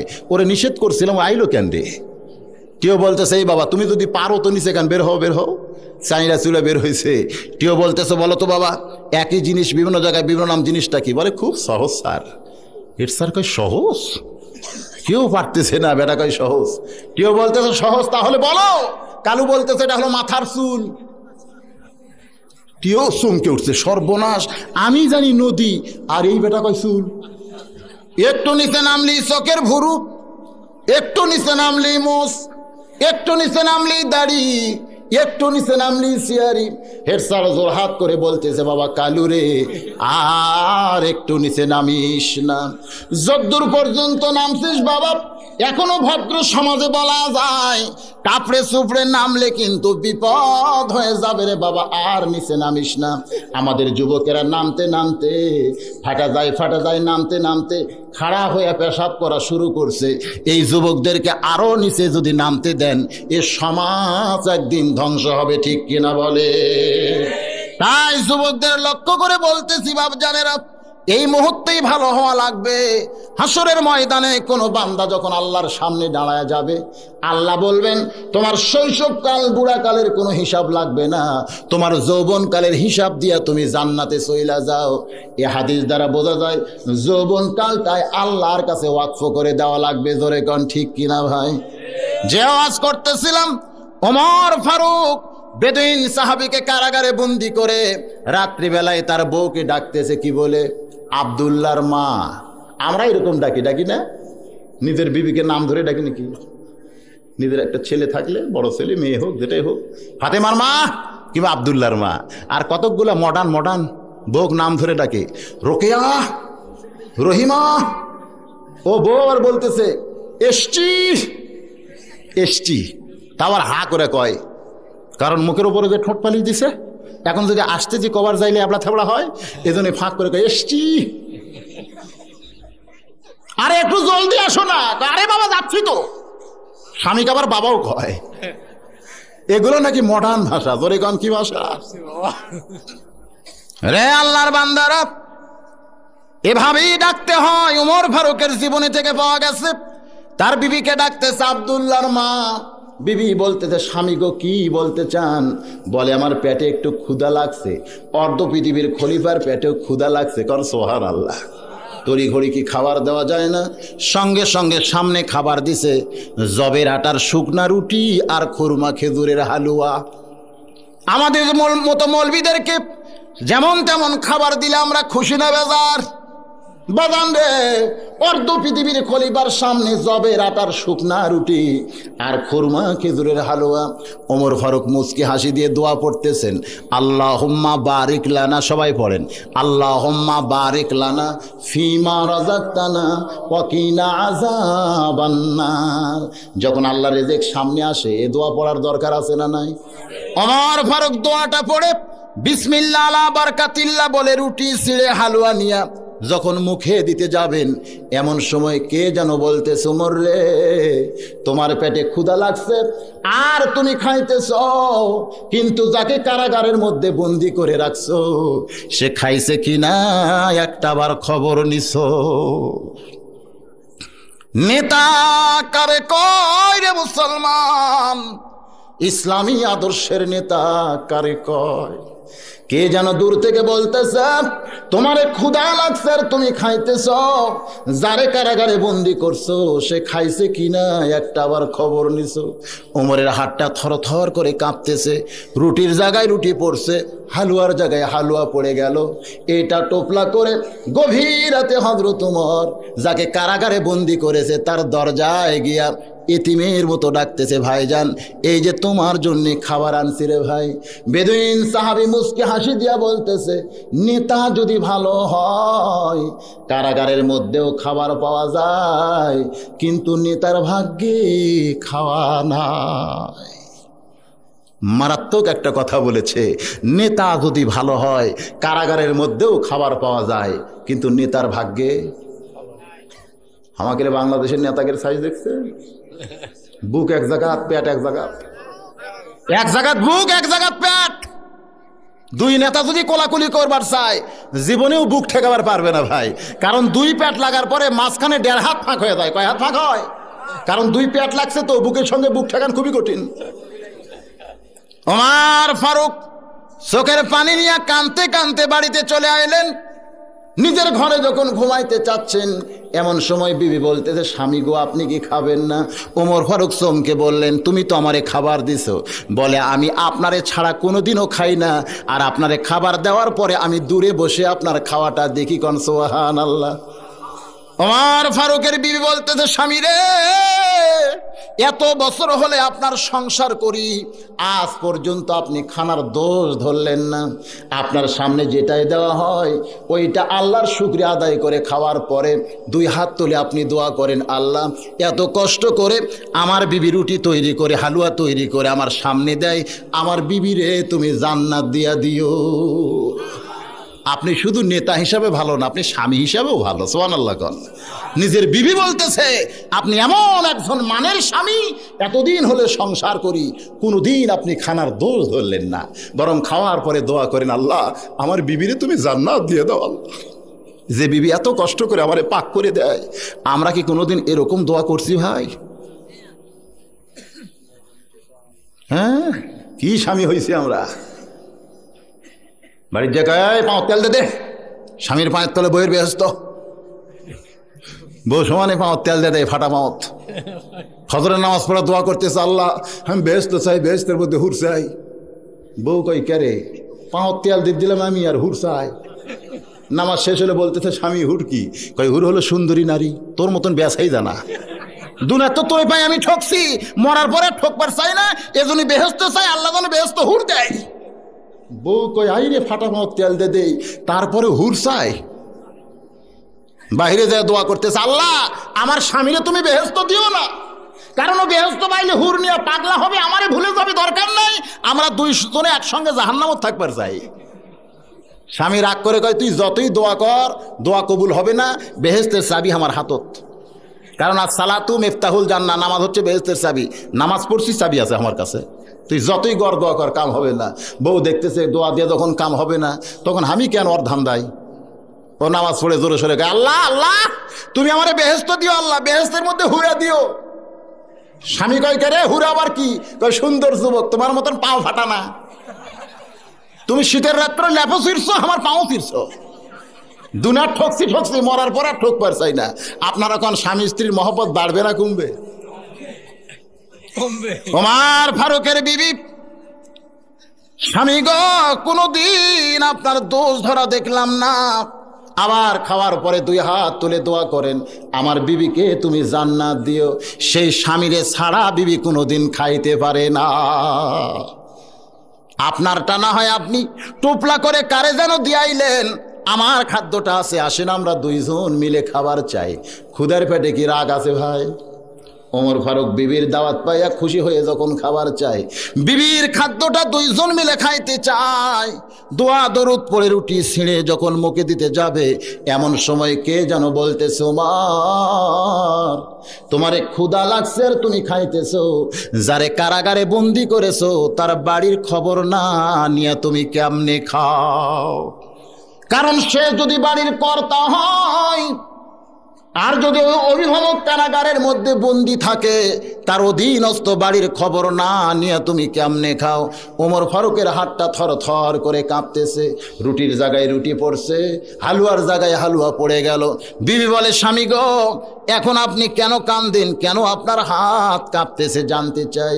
ওমর ফারুক বলে, বিবি রে, যাকে কারাগারে বন্দি করছি তারে না হয় আমার খাদ্যটা দিলাম, কিন্তু তার বাড়ির খবর না নিয়ে কেমনে খাই? বিবি খাদ্যটা টোপলা বাঁধে স্বামীর হাতে দিয়া বলে, আপনি যাতে শান্তি পান আমিও তাতে শান্তি পাই। বউটা যদি ভালো না হয়, নেতাগিরি করা কিন্তু খুব কঠিন। আমাকে নেতাগুলা চোর হওয়ার পিছনে কারণ বউ। প্রতি মাসে 3 ভরি সোনার মালা চায়। এখন ত্রাণের টিন চুরি করা ছাড়া বুদ্ধি আছে ভাই? হাই রে নেতার বইয়ের ফ্যাশন। বউ ভালো হওয়া লাগবে, জোরে গান কি ভালো হওয়া লাগবে? এই জন্যই বলতেছে আপনি যাতে শান্তি পান আমিও তাতে শান্তি পাই। টোপলা বান্ডা স্বামীর হাতে দিছে, চলে যান, আপনি চলে যান, যাকে কারাগারে বন্দি করছেন তার বাড়ি চলে যান, জোরে কোন সুবহানাল্লাহ। এত রাত্রে নেতাকে পাঠাই দিচ্ছে, চলে যান। আমাদের বউগুলা দিবে, আমি যতই হুজুর হই, রাত্রেবেলা যদি কারো বাড়ি যাওয়ার চাই দরকার নাই, যাওয়ার সময় কার জানলার যে ভুলকি মারবেন। ওয়াজ তো ভালোই করেন, আপনি খালি চিনি না, মাঝে মধ্যে বিয়ে করবার চান, এরকম আছে না নাই? আপনারা তো গুরুদাসপুরের মানুষ, আমাকে হুজুর ভালোই জানতেছেন। আমি কদ্দুর হুজুর যদি জানবার চান আমার এলাকার মাঝে মধ্যে খোঁজ না লাগি, ভাই জান যে আমাদের এলাকার তো পাগল করে দিচ্ছে ওয়াজ করে, আপনাদের এলাকার খবর কি? এই বড় চোর। এখন মোবাইলের যুগ হয়ে ভালোই হয়েছে, আপনাকে যাওয়া লাগে না, আমার খোঁজ খবরও নেওয়া লাগে না, এখান থেকে কল করেন আর তারিখ পান, ঠিক না? মাঝে মধ্যে চালাক হয়ে যাওয়া দরকার, ভ্যানত চড়ে না রিকশার চলে, সব মানুষকে বলা দরকার এবারে হুজুরের খবর কি জানার দরকার আছে না নাই? ওমর ফারুক গভীর রজনীতে চুপি চুপি যাকে বন্দি করেছেন তার বাড়ির দিকে রাস্তা নেই, দুনিয়ার কোনো বডিগার্ড নাই। ওমাইয়া তাওয়াক্কাল আলাল্লাহি ফাহুয়া হাসবুহু, জোরে কোন সুবহানাল্লাহ। হাতের টোপলা নিয়া বেদুইন সাহাবীর বাড়ি হলো পাহাড়ি এলাকায়। পাহাড়ের গুহার কাছে যাইয়া শুনতে পায় ছোট একটা বাচ্চা যেন কাঁদতেছে, বাবা বাবা বলে। কি বলে? ও বাবা, এত রাত হইয়া যায়, তুমি কেন বাড়ি আসতেছো না? ওমর ফারুক চমকে গেল, নিশ্চয় যাকে বন্দি করেছি তার ছেলেই তো এমন করে কাঁদতেছে। কাছে যাইয়া দুই হাত বাড়াইয়া ডাকতেছে, আয় রে বেটা আয়, আর কান্দিস না, আমি তোর বাবার দরদ নিয়া তোর সামনে দাঁড়িয়ে গেছি, বাবা আয় আয় আমার কোলে আয়। ছেলেটা আল্লাহর কোরআন থেকে বলতেছে, ওয়াকাযা রাব্বুকা আল্লা তা'বুদু ইল্লা ইয়াহু ওয়া বিল ওয়ালিদাইনি ইহসানান। এই নিশিরাতের পথিক, তোমার ভিতরে বুঝি আল্লাহর কোরআন নাই? সুবহানাল্লাহ বলেন। ওমর ফারুক চমকে উঠছে, বেটা কয় কি রে? এ নিশিরাতের পথিক, তোমার ভিতরে কি আল্লাহর কোরআন নাই? আল্লাহ কোরআনে বলেছেন, রে দুনিয়ার সন্তানেরা, আল্লাহর ইবাদতের পর তোমাদের 2 নম্বর দায়িত্ব হলো বাপ মার প্রতি ইহসান করা, দয়া করা, ভক্তি করা। আমার বাবাই শুধু আমার বাবা, দুনিয়ার কেউ বাবার দরদ দিবার চাইলে আমি তারে বাবা স্বীকার করি না। তুমি যতই বাবা বাবা বলে হাত বাড়াইয়া দাও, আমার বাবা ছাড়া আমি। বাপরে সালাম কালাম না দিলেও শ্বশুরে ঠিকই সালাম দেয়, আব্বা আসসালামু আলাইকুম, আব্বা কেমন আছেন আব্বা, কি ভদ্র। আর বাপের সামনে দিয়ে কুকুরের মতন ঘস ঘস করা যায়, এরকম বেটা আছে নাই? বউয়ের বুদ্ধি শুনে ভিন্ন হয়ে যায়। বউ কইছে তোমার বুড়া বাপ খালি ফেস ফেসায়, আর তোমার বুড়ি মা খালি উকুন গেছে, আমার কলজা জ্বলে গেছে, আমি আর এই সংসারে থাকবো না। স্বামী বলতেছে তুইও যা, হামুও তাইছো, আমরা ভিন্ন হয়ে যাই। বুড়া বাপ মারে সাইডে, যুবক ছেলে বৌরনিয়া ভিন্ন হয়ে গেছে। আপনাদের এলাকাত বুঝি এমন নাই? হাজার হাজার আছে। এখন কতগুলো বেটা দেখবেন মা বসে আছে মাটিত, 1 কেজি মিষ্টি নিয়ে গুরুদাসপুর থেকে বাড়িতে যায়, মায়ের সামনে দিয়ে বইয়ের হাতত যা মিষ্টির প্যাকেট দেয়। মাও বসে আছে, মায়ের সামনে দিয়ে যায় বইয়ের হাতত মিষ্টির প্যাকেট দেয়। বউ মিষ্টির প্যাকেট নিয়ে মনে মনে কয়, হাই রে বুড়ি, তোর বেটা দেখ কি কাম করলো, তোকে দিল না আমাকে দিল, মনে মনে এরকম কয় না? বউ কিন্তু খুশি হয়ে যায়, মাও দিল না তে। বউটাও সেই রকম একটা মিষ্টির প্যাকেট নিয়ে ফ্রিজের মধ্যে ঢুকাইছে। স্বামী বলতেছে, কে গো মিষ্টি ফ্রিজের মধ্যে ঢুকাইলা? তার মানে তোমার হুঁশ নাই? আগামীকাল আমার বাপ মা আসবে, তোমার হুঁশ নাই? স্বামী বলতেছে, খালি তোমার বাপ মারে খাওয়াবা, আমার বাপ মাও দিবা না? এতিম, বইয়ের কাছে এতিম হয়ে গেছে, খালি তোমার বাপ মাও খাওয়াবা, আমার বাপ মাও দিবা না? ওর কান সারা জুতের বাড়ি, যেটা তোর বাপ মা তোর বউ দেওয়া লাগবে কেন, তুই দিবার পারিস না? এরকম বেটা আছে না নাই? বইয়ের কাছে এতিম হয়ে যায়, বইয়ের ভয়ে বাপরে মায়েরে কিছু করতেও পারে না। আপনাদের এলাকার বুঝে এমন নাই? রে আল্লাহর বান্দারা, খেয়াল করতে হবে আমাদের জাতির পিতার কথা। কার কথা বলেন? ওয়াজ করতে আমি বলে থাকি, ইব্রাহিম নবী একবার ইসমাইল নবীর বাড়িতে বেড়াবার গেছে, দরজায় গিয়া জোরে সরে ডাকতেছে, বাবা ইসমাইল বাড়িতে আসো, বাবা ও বাবা ইসমাইল বাড়িতে আসো। ভিতর থেকে আওয়াজ আসতেছে, কে ডাকে, কে ডাকে, এমন করে কে ডাকে? ইব্রাহিম নবী চমকে গেলেন, আমার ছেলে থাকলে তো এমন করে বলতো না, এটা নিশ্চয় ইসমাইলের বউ হবে। কে হবে? কলিজার মধ্যে কষ্ট নিয়া ইব্রাহিম নবী ফিরে যাচ্ছিলেন, যাওয়ার সময় একটা লোক দেখে চোখের পানি নিয়ে বলতেছেন, ভাইজান আমার নাম হলো ইব্রাহিম, ওই যে বাড়ি দেখতেছো আমার ইসমাইলের বাড়ি। মনে বড় আশা নিয়ে বেটার দরজায় ছিলাম, বেটার নাম ধরে ডাকলাম, কোনো সাড়া পাইলাম না। আমার বেটা বুঝি বাড়িতে নাই, আমি চলে যাচ্ছি রে ভাই। তবে আমার বেটার যদি দেখা পাও তাহলে আমার ওসিয়ত হলো তারে তুমি বলবে তার বাপের হুকুম সে যেন ঘরের চৌকাঠ পাল্টায়। কি পাল্টায়? এ বলে ইব্রাহিম নবী চলে গেলেন। ইসমাইল নবী যখন আইছে, লোকটা ডাক দিয়া বলে আপনার বাপ আইছিল। সঙ্গে সঙ্গে ছোট বাচ্চার মতন কান্না শুরু করছে। লোকটা বলে কাঁদে কোনো লাভ নাই, আপনার বাবা যাওয়ার সময় আমারে ওসিয়ত করছে, আপনার বাবার হুকুম আপনার ঘরের চৌকাঠ আপনারে পাল্টাতে হবে। সঙ্গে সঙ্গে ইসমাইল নবী চমকে উঠছে, এইটা কোন চৌকাঠ? আমাদের মতন ছেলেরা হলে মনে করতাম বাপ যখন বাড়ির দরজা খোলা পায়নি, হয়তো বাড়ির চারিধার ঘুরেছে, কোনো জানলার চৌকাঠ হয়তো ঘুনি ধরছে, হয়তো সেই চৌকাঠ পাল্টাবার কইছে। ঠিক কিনা বলেন? ইসমাইল নবী এমন একজন মহামানব, সঙ্গে সঙ্গে বাড়ির দরজা খুলে বউরে ডাক দিছে, আয়। বউ কাছে আইছে, কি কও গো, তুই তালাক, তোর মাও তালাক, তোর 14 গোষ্ঠী তালাক। বউ কান্দার কয় আমারে তালাক দিলেন কেন? বলে তোরে ছাইরা দিছি, বিকালে বিয়ে করবো আমি যদি মরদ হই। বউ বইরা গেলে বউ পাওয়া যায়, বউরে ছাইরা দিলে বউ পাওয়া যায়, কিন্তু বাপ মা যদি মারা যায় কিয়ামত পর্যন্ত কানলেও কোনোদিন পাওয়া যাবে না রে ভাই। আমাদের জাতির পিতার সন্ন্যাসিলে এক দৌড়ে গিয়া হোজাইফার কোল থেকে কাইরা নিয়া মুখের ওপরে এত জোরে ঠাসি মারছে, বাজান রে ঠাসিটা মারা এতই জোরে হয়েছে যে নিচের দাঁত দিয়া ওপরের লব কাইটা দাঁত ওপর দিকে বার হয়ে গেছে। দাঁতে কামড়ায় চিল্লায় কয় রে হোসাইন, ছোট্ট মানুষ বলে মুখে যা আসবি তাই বলবি না। ওই মহামানবের সঙ্গে দুনিয়ার কোনো মানুষের তুলনা চলবে না। এত জোরে ঠাসি মারছে, নিজের সওয়ালের দিকে খেয়াল নাই, নবীর মহব্বতে কোন সুবহানাল্লাহ। হোসাইন আলীর কে হয়? কে হয়? নবীর মহব্বতে মুখতে এত জোরে ঠাসি মারছে। এই বেদব কি বলতেছিস? এত জোরে ঠাসি মারছে নিচের দাঁত দিয়ে উপরে লব কাইটা দাঁত বার হয়ে গেছে। সব সময় তার মুখে হাত দিয়ে রাখা যায় না, হাকন টান দিছে। এমন সময় হোসাইন রক্ত মাখা মুখ নিয়ে বলতেছে, নবীর সাহাবীরা রে, আগে ছিলাম একজন সাহাবীর কোলে, এখন চড়ছি আমার বাবার কোলে। তোমরা শুনে নাও, ওই নানার চাইতে আমি হোসাইন অনেক বড়। অন্য কেউ যদি এমন করে বলতো এতক্ষণ তার অস্তিত্ব আমি রাখতাম না। ওমর ফারুক খেপে গেছে। আল্লাহর নবী দুইখানা হাত বাড়ায় দিছে, আলী রে আমার কলিজার টুকরাকে আর তোমার কোলেরা এখন একটু ছাইড়া দাও। হযরত আলী হোসাইনকে ছাইড়া দিলে এক দৌড়ে নবীর কাছে আসতেছে, মাঝখানে সাহাবীরা রাস্তা করে দিছে। নবীর বুকে ঝাঁপ দিয়া নবীর গালে একটা চুমা দিয়া বলে, নানা রে আমি তোমারে ছাড়া বাঁচবো না নানা। ও নানা তোমার কাছে আসতে চাই, তোমার এক সাহাবী আমারে আটকায় দিছে, আমি রাগ করে বলেছি নানার চাইতে কোনো অংশে ছোট না।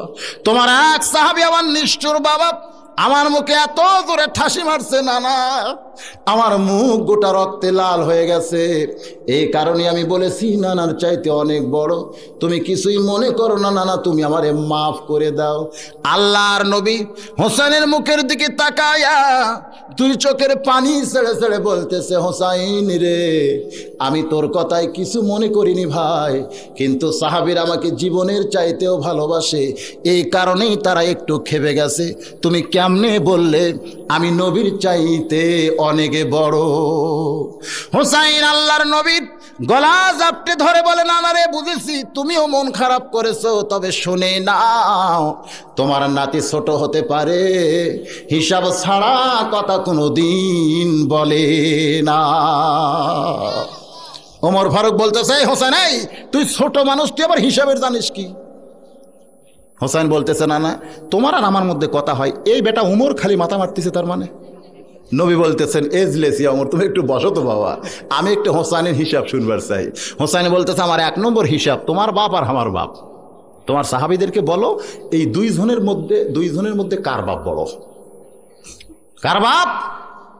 হোসাইন বলতেছে, বলো আল্লাহর নবী চোখের পানি বের করে বলতেছেন, আমার বাবা আব্দুল্লাহ জান্নাত পাবে কি পাবে না এ গ্যারান্টি আমি রাসূল কোনোদিন দিতে পারবো না। হোসেনের বাবা আলী শুধু জান্নাত পাবে না, এ দুনিয়াতে 10 জন বেহেশতের সুসংবাদ পাইছে, তার মধ্যে 4 নম্বর হলো আলী। আমার বাবা আব্দুল্লাহর চাইতে হোসেনের বাবা আলী আমার আল্লাহর কাছে কোটি কোটি গুণ বড়। হোসাইন বলে, না না, আমার 2 নম্বর হিসাব হলো তোমার মা আর আমার মা। তোমার সাহাবীদের বলো তো না না, এই 2 জনের মধ্যে কার মা বড়? আল্লাহর নবী কান্দের কয়, আমার মা আমিনা জান্নাত পাবে কি পাবে না এ গ্যারান্টি আমি রাসূল কোনোদিন দিতে পারবো না। হোসেনের মা ফাতিমা শুধু জান্নাত পাবে না, জান্নাতি নারীদের নেত্রী হবে। আমার মা আমিনার চাইতে হোসেনের মা ফাতিমা আমার আল্লাহর কাছে কোটি কোটি গুণ বড়। হোসেন বলে, না না, আমার 3 নম্বর হিসাব হলো তোমার নানা আর আমার নানা। বলো তো নানা, বলো তো এই 2 জনের মধ্যে কার নানা বড়? ওমর ফারুক আর বসে থাকতে পারলেন না, এক দৌড়ে এসে হোসেনকে বুকের মধ্যে জাপটে ধরে বলে, বাবা এতগুলো নবীর সাহাবী আমরা আছি রে, আজ পর্যন্ত এই হিসাব কেউ আমরা করে দেখি নাই। তুমি ছোট্ট মানুষ, এমন হিসাব আমার দিয়ে শোনাইছ। তোমার নানার নানা ওয়াহাব জুহরিকে দুনিয়ার কেউ চিনবে না, আর হোসেনের নানাকে শুধু দুনিয়ার মানুষ না, স্বয়ং আল্লাহ করেছেন ঘোষণা, ওয়া ইন্নাকা লাআলা খুলুকিন আযীম।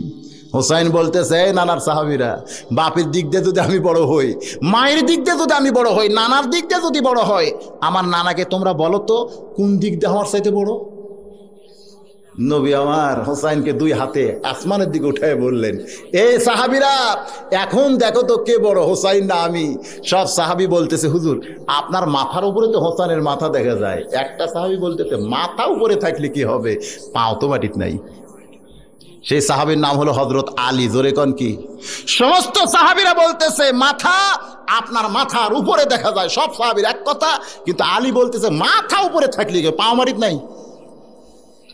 বাজান হযরত ওমর বলতেছে, ও ভাই আলী, তোমারে তো আমি চিনি রে ভাই, তোমার 2টা সন্তান জান্নাতি যুবকদের সরদার হবে, এমন একজন তুমি পিতা।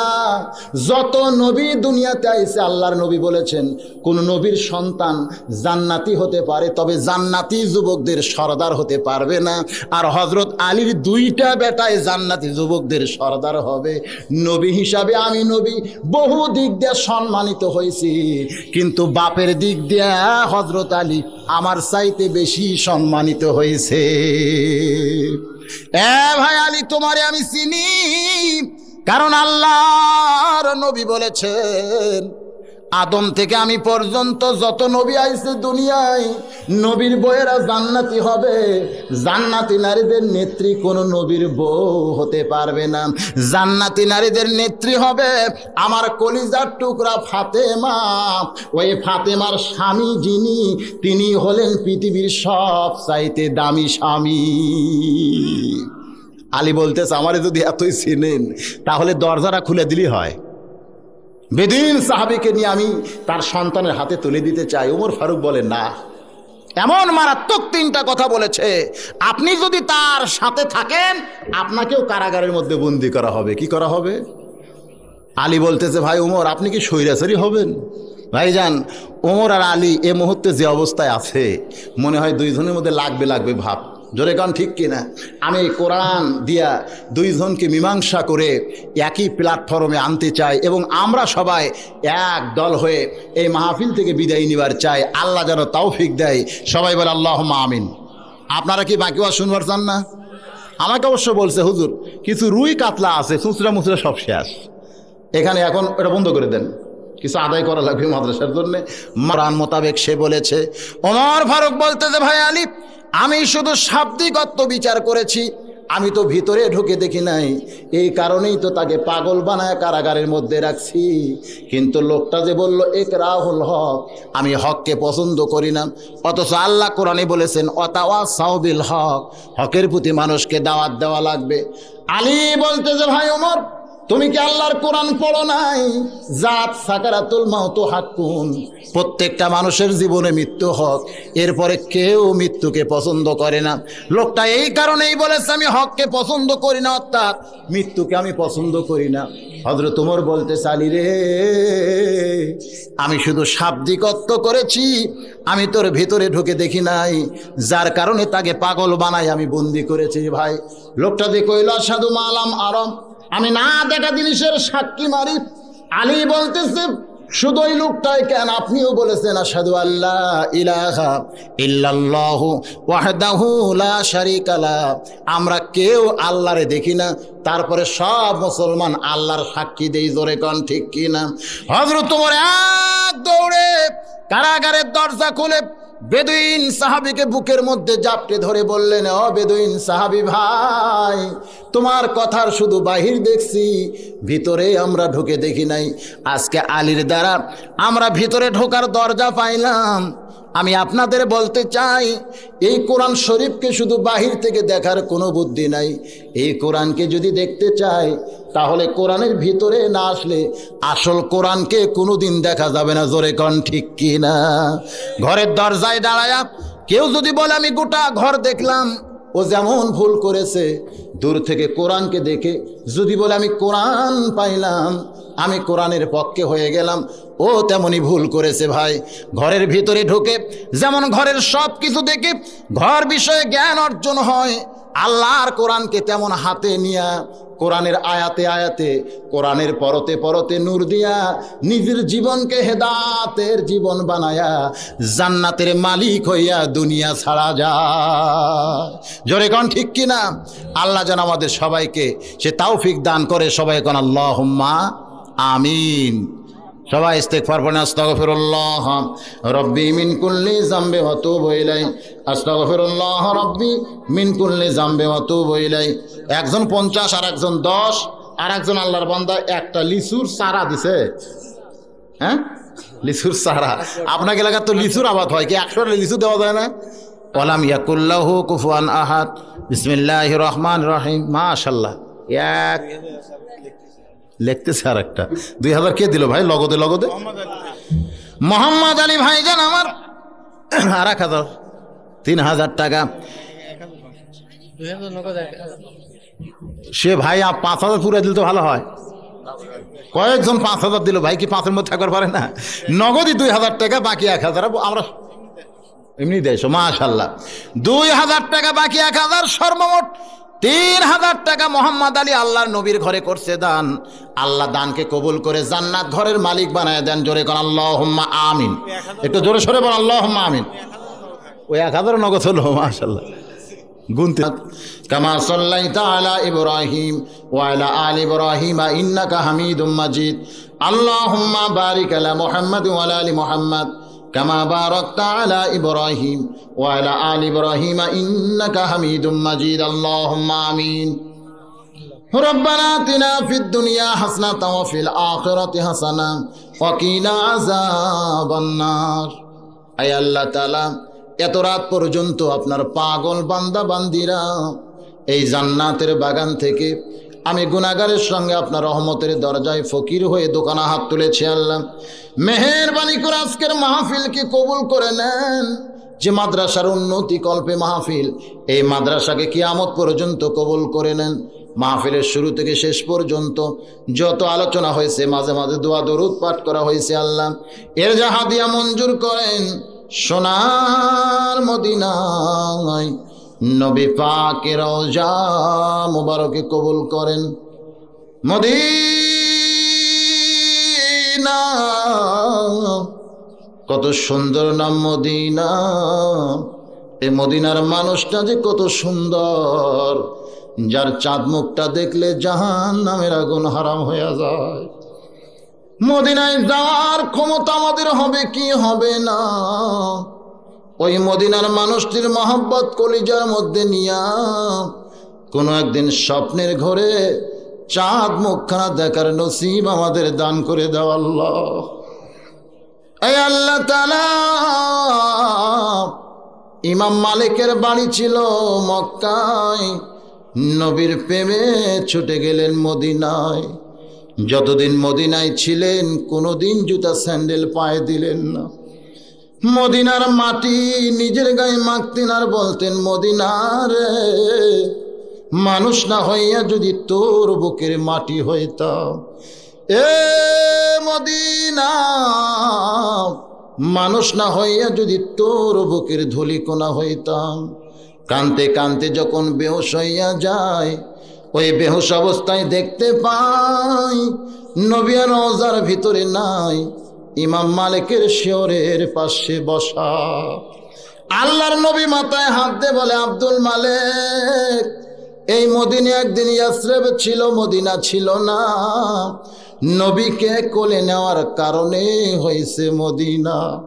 আমার উম্মতেরা, আমি নবীকে কলিজার মধ্যে যদি জায়গা দেই, আমার সুন্নাত আর আদর্শ যদি মেনে চলে, আমার এক একটা উম্মত এক একটা মদিনার মতো দামি হয়ে যাবে।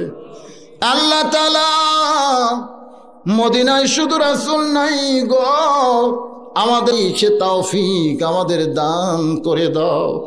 তামাম আম্বিয়ায়ে কেরাম, সাহাবে কেরাম, তাবিনে কেরাম, তাবা তাবিনে কেরাম, আউলিয়ায়ে কেরাম, পীর মাশায়েখ, বুজুর্গানে কেরাম, তামাম পৃথিবীর মাটির নিচে মুমিন মুমিনাত শুয়ে আছে, আল্লাহ সকলের আরওয়াহ পরে হাদিয়া কবুল করেন। আমরা যারা হাত তুলেছি, আমাদের মধ্যে যাদের মা যাদের বাবা আজকে অন্ধকার কবরে চলে গেছে, আল্লাহ দাঁত থাকতে মানুষ দাঁতের মূল্য বোঝে না, চোখ থাকতে মানুষ চোখের গুরুত্ব কোনোদিন দেয় না। বাপ মা যতদিন জীবিত থাকে, সন্তানগুলো বাপ মারে পুরাপুরি চিনতে পারে না। বাপ মা যখন মারা যায়, তখনই বুঝতে পারে বাপ মার মতন আপনজন আর কেউ নাই। ও দরদি আল্লাহ, আমাদের ভিতরে যাদের বাপ মা কবরে গেছে, আল্লাহ তাদের কবর তুমি জান্নাতের টুকরা বানিয়ে দাও। দাদা দাদি নানা আত্মীয় স্বজন যারা কবরে গেছে, মাফ করে দাও। আল্লাহ আজকের এই মাহফিলে যারা দান করেছে নবীর ঘর মাদ্রাসায়, সকলের দানকে কবুল করে দানবীরের খাতায় নামটা লিখে কাল হাসরের কঠিন মুসিবত ওসমান গনির সঙ্গে জান্নাত দিয়া দাও আল্লাহ। আমার মা বোনেরা পর্দার অন্তরালে বসে বসে ওয়াজ শুনেছে, আল্লাহ পর্দা নিশা আবেদা সালেহা কবুল করে মা ফাতেমার সঙ্গে তাদের জান্নাত দিয়া দিও আল্লাহ। এই মাহফিলে যত বান্দা তোমার হাত তুলেছে, কার মনের কি কামনা, কার মনের কি বাসনা, সবই তুমি জানো, আমি গুনাহগার কিছুই জানি না। যার দোকান হাত পছন্দ হয়, সেই দুই হাতের ওসিলায় আজকের দোয়া তুমি কবুল করে নাও আল্লাহ। ও দরদি আল্লাহ, কত মানুষের জানাজার নামাজ আমরা পড়েছি, এই জীবনে দুই হাতে কত কবরে আমরা মাটি দিয়েছি।